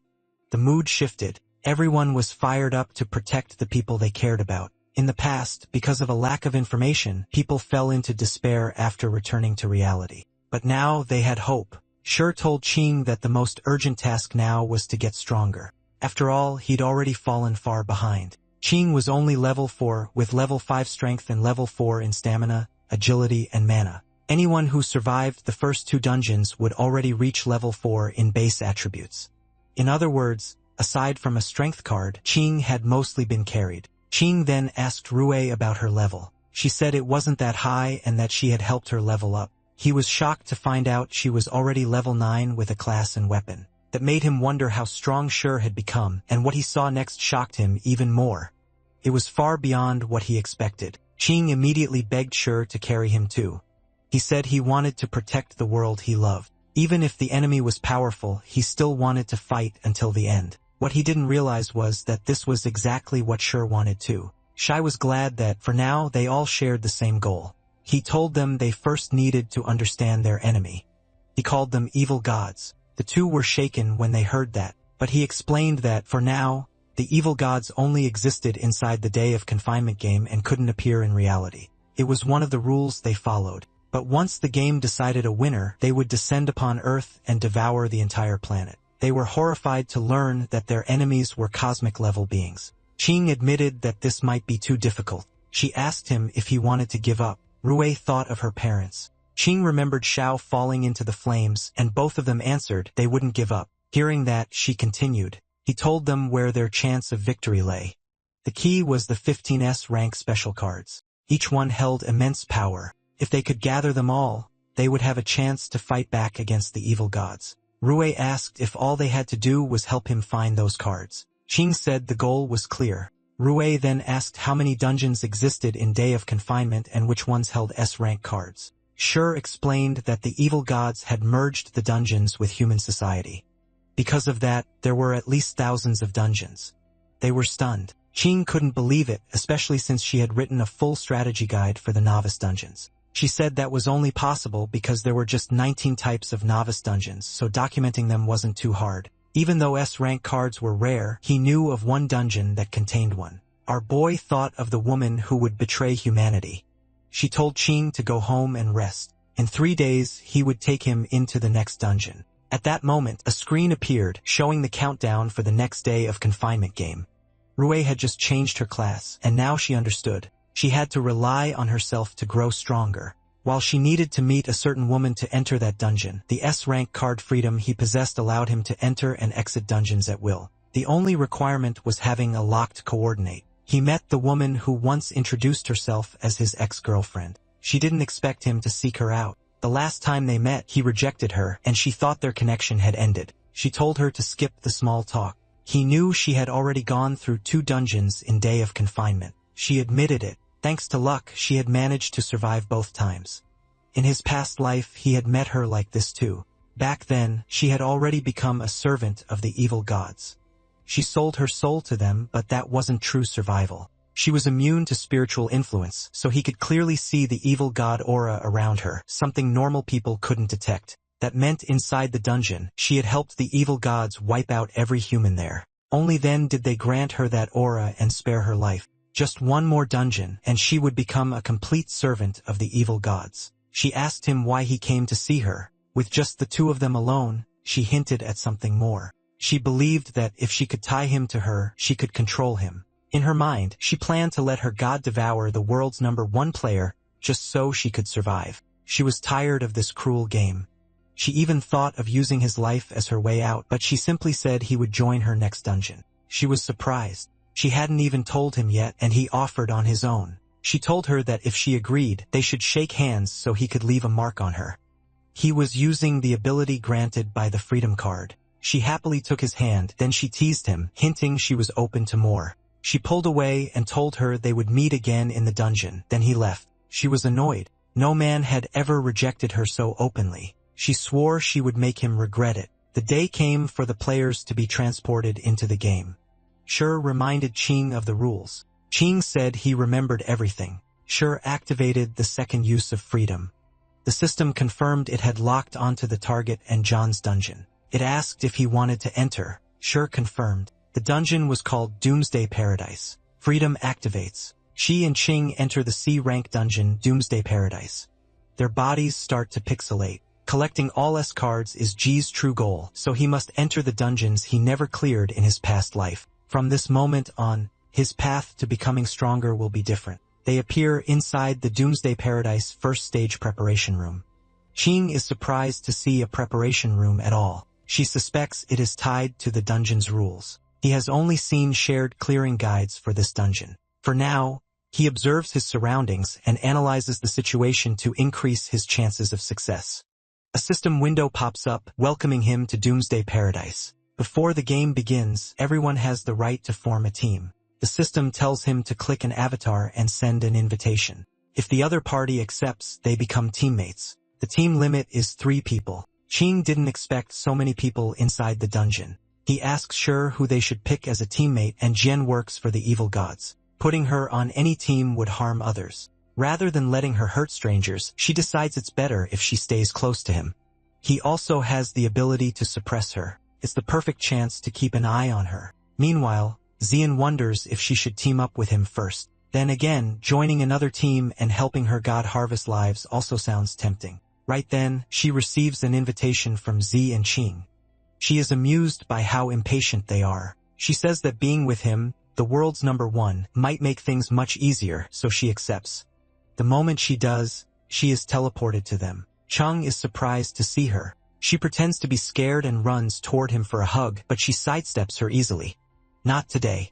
Shi calmly tells Qing to open the door since their team is now full. Qing recognizes her, but he trusts that Shi has his reasons, so he decides to believe in him. Jen gets annoyed at him. She believes there will come a time when he will beg her sooner or later. She is confident because her god tells her all the hidden rules in advance. She plans to play a few tricks and doom him forever. They open the door. An eerie forest waits outside. This dungeon is Doomsday Paradise Part 1, Zombies in the Woods. The rule states that the top 30 teams with the highest points can enter the next stage. The leaderboard is open, and Shi's team is ranked number 007. Qing notices how unclear the rules are. It doesn't even explain how to earn points. Xian says it's simple. Since there are zombies in the woods, the more zombies they kill, the more points they get. Qing asks Shi if there are really zombies. She calmly tells him to move since this stage isn't that difficult anyway. They keep walking. Then they meet the zombies. Qing panics the moment he sees them. Yes, they are very real. The zombies hear them and rush toward them. Qing starts to panic as they charge in, but she simply pulls out his sword. Shi makes his move. He cuts down the zombies in front of him. Shi is amazed. In real life, it's impossible to feel someone's power this clearly. But seeing Shi fight, only one thought comes to mind, like a god walking on earth. Jen realizes that the world's #1 is truly absurdly strong. Now she understands why her god wants him so badly. Qing keeps slicing through the zombies. To get clues for the S card, taking first place in every stage is required. Ji knows there are several experts who have reached this stage. His problem is how to beat all of them and claim the highest score. Soon, all the basic zombies in the area are wiped out and he gains 50 points. King thinks they have already secured first place. John even praises him, but she knows it won't be that easy. Many players can handle basic zombies. The rankings show Team 007 in first place, followed by Team 001, then Team 009. All of them have 50 points. Team 0018 sits in fourth place with 49 points. The gap is almost nothing. They didn't expect so many teams to have the same score. Qing realizes that if they slow down even a little, they will be overtaken. That means they need to find more zombies fast. But she already knows the hidden rule of this dungeon. The real way to create a huge point gap is by defeating the zombie king at the center of the forest. If he wants the highest score, then that is his true target. Qing says the feeling of not knowing where the zombies will appear is both tense and exciting. Suddenly, a zombie jumps on him. He falls to the ground as the monster pins him down. At the same time, the second wave of basic zombies appears. Shi asks if he can handle it. Qing says yes. He doesn't want to be a burden. He headbutts the zombie. She tells them not to move recklessly. Jen says she's too scared to move. She ignores that and charges forward, while Qing struggles with the zombie on top of him. Jirian gets annoyed again that she ignores her. Since he looks down on her, she decides to cause trouble. She secretly uses the god's power to attract other players who have also been corrupted by the evil gods. Qing realizes these zombies are stronger than he expected. He refuses to lose, especially since he still wants to save Xiao. He grabs the zombie and chokes it until it disappears. He feels proud of himself. Shi also acknowledges that he did well. Shi has already finished his side too. Qing feels like his effort doesn't even compare. Then suddenly, someone arrives clapping. The man says killing so many zombies so quickly is impressive. Shi immediately senses it. The three newcomers all carry an evil god aura, just like Xian. That means they helped the evil gods kill other players and were rewarded with that aura to extend their miserable lives. Xian notices them too, but she looks down on them. They don't have a god directly parasitizing them, so in her eyes, they are inferior. She assumes they received the hidden rules she spread. That means the next moment will be life and death combat. She can also feel it. The god is looking forward to the slaughter. Qing asks if they are players too. He even suggests forming a team so they can help each other. They think he's naive. Then the hidden rule appears. Killing other players lets you take their points. The man who was clapping smiles. To him, this is a gift from God. Taking points from others is the fastest way to win. He tells Ching that teaming up sounds great. Ching happily reaches out his hand. But in the next second, the man points a sword at his neck. Ching realizes he can't dodge it. He braces himself for the strike, but a sword suddenly blocks it. The man is shocked by how fast it was. Seeing their killing intent, Sure asks if they really thought this through. But the man ignores him and tells his teammates to finish them off. She calmly deflects their attacks with precise movements. The man refuses to back down. He wants their points no matter what. His male teammate opens fire with a machine gun, while the female teammate casts spells as a mage. At that moment, the blue vein sword's skill fully charges. Ji makes his move. He unleashes a single strike. They think they can block it, but they are wrong. The blade cuts through all of them at once. The man watches in horror as his sword shatters. Then his body splits in half. The three of them vanish instantly. Ching is confused. He asked why they even tried to kill them. Sure explains it plainly. The man already said it. Points. One of the hidden rules allows a team to take another team's points by killing them.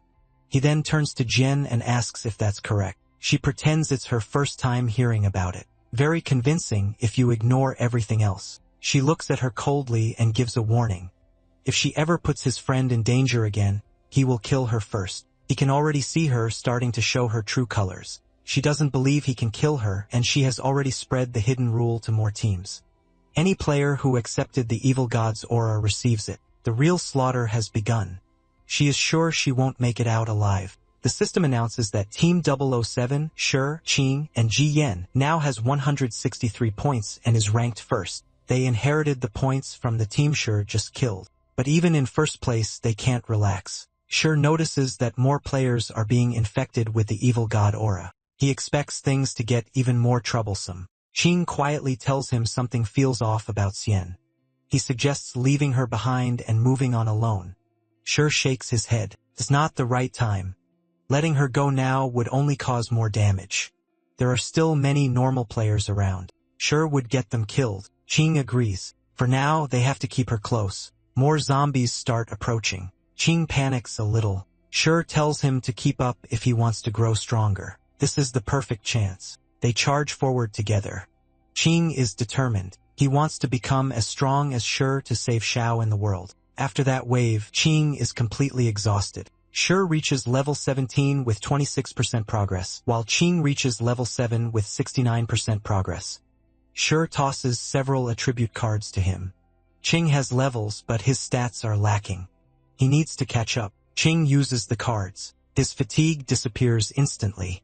His strength rises to level 3, stamina to level 2, and agility to level 1. Not bad for a quick boost. Players have natural affinity for certain attributes. The higher the affinity, the stronger the bonus from attribute cards. Rui has the highest agility affinity.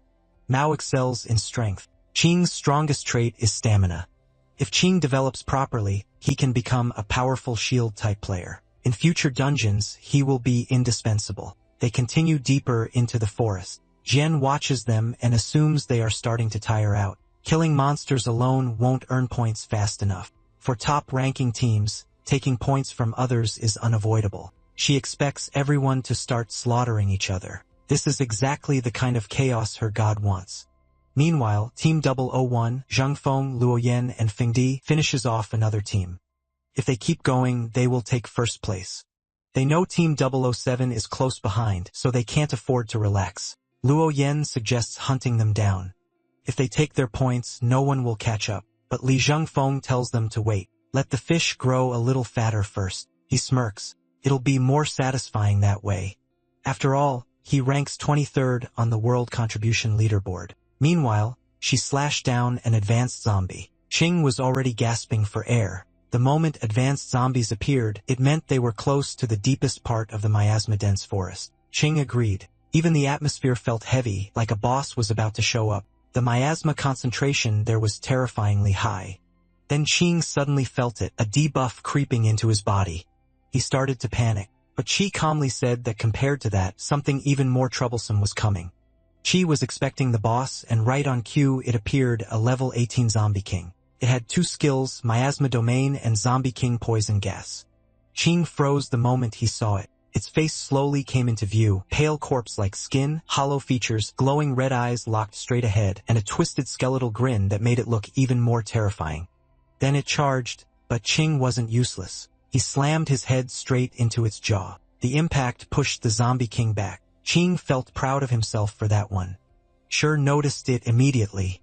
Ching's stamina affinity was abnormal. If he could develop that skill further, becoming the strongest divine shield wasn't impossible. The zombie king roared and rushed at them again.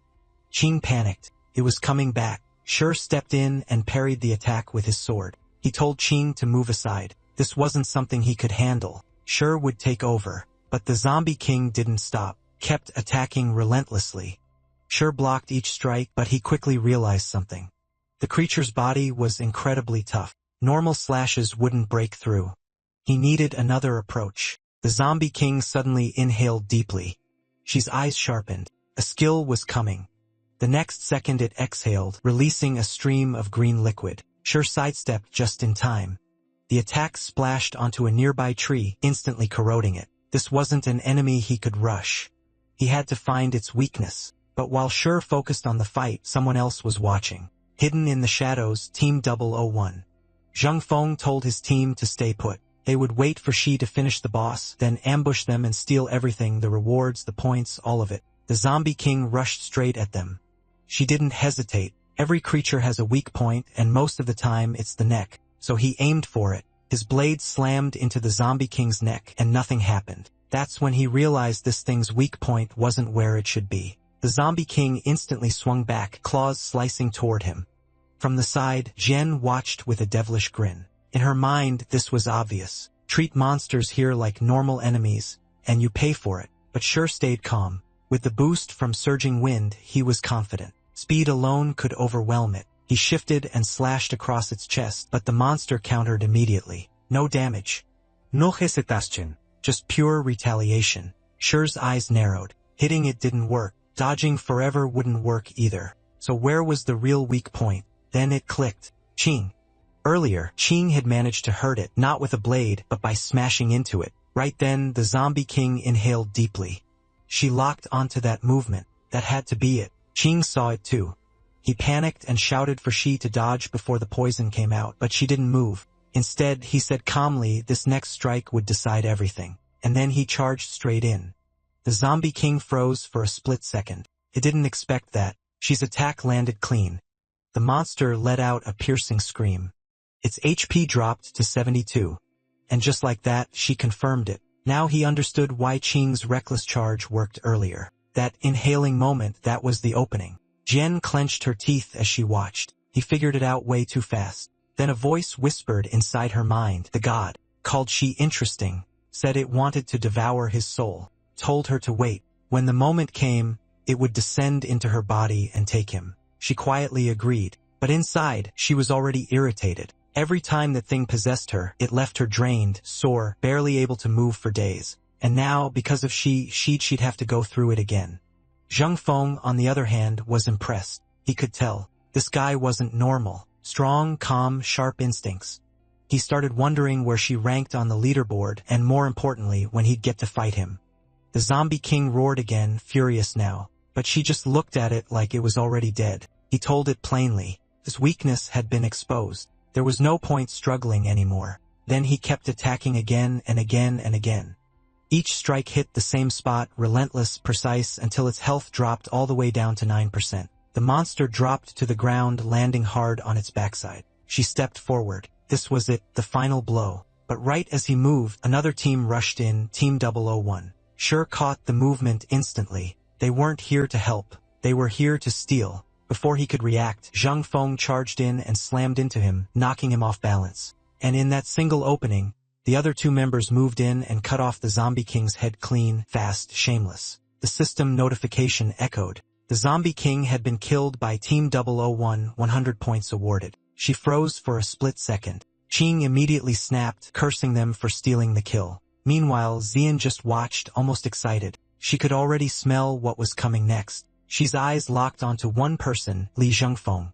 That's who had been hiding in the shadows this whole time. Zhengfeng raised a brow, clearly amused that she recognized him. He even bragged. Seems like his name carries weight. but she didn't hold back. Yeah.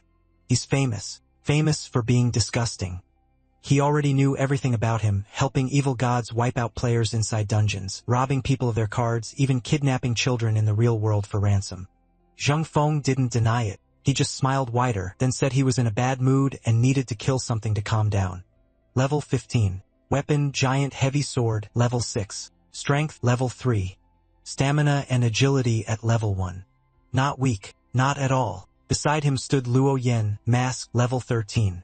Weapon, bloodthirsty dagger, level 4. Balanced stats, both strength and agility at level 1. And the last one, Feng Di, level 12. Steel brass knuckles, level 3.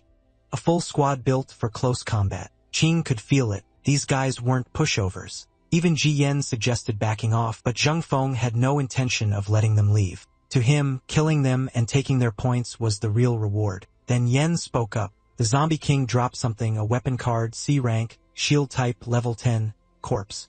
Poison reflector shield, strength +3, stamina +5, agility +1, and a skill, corpse poison spray, corrosive effect. Cooldown, 5 minutes. A perfect item for stamina-type players, high value, high demand. Qing felt the sting immediately. That reward should have been theirs, but she didn't look bothered. He simply said, they could take it back. His eyes briefly landed on Qing. That shield fit him perfectly. Zhang Feng noticed that look. He grinned. So they chose to fight. He mocked them. Just the 3 of them? That's all? Then told them to hurry up and die. She didn't bother replying. Talking was pointless. He moved first. Blood chi surged through his body. The blue vein sword skill activated. Sky-splitting slash stage 2. Full charge. Strength boosted by 2 levels, and then he swung. A massive slash tore through the air. Zhang Feng stepped forward to block it. His blade clashed against the attack and split it apart, but the moment he did, Shur was already there, closing the distance right in front of him. In Shur's mind, this was already over.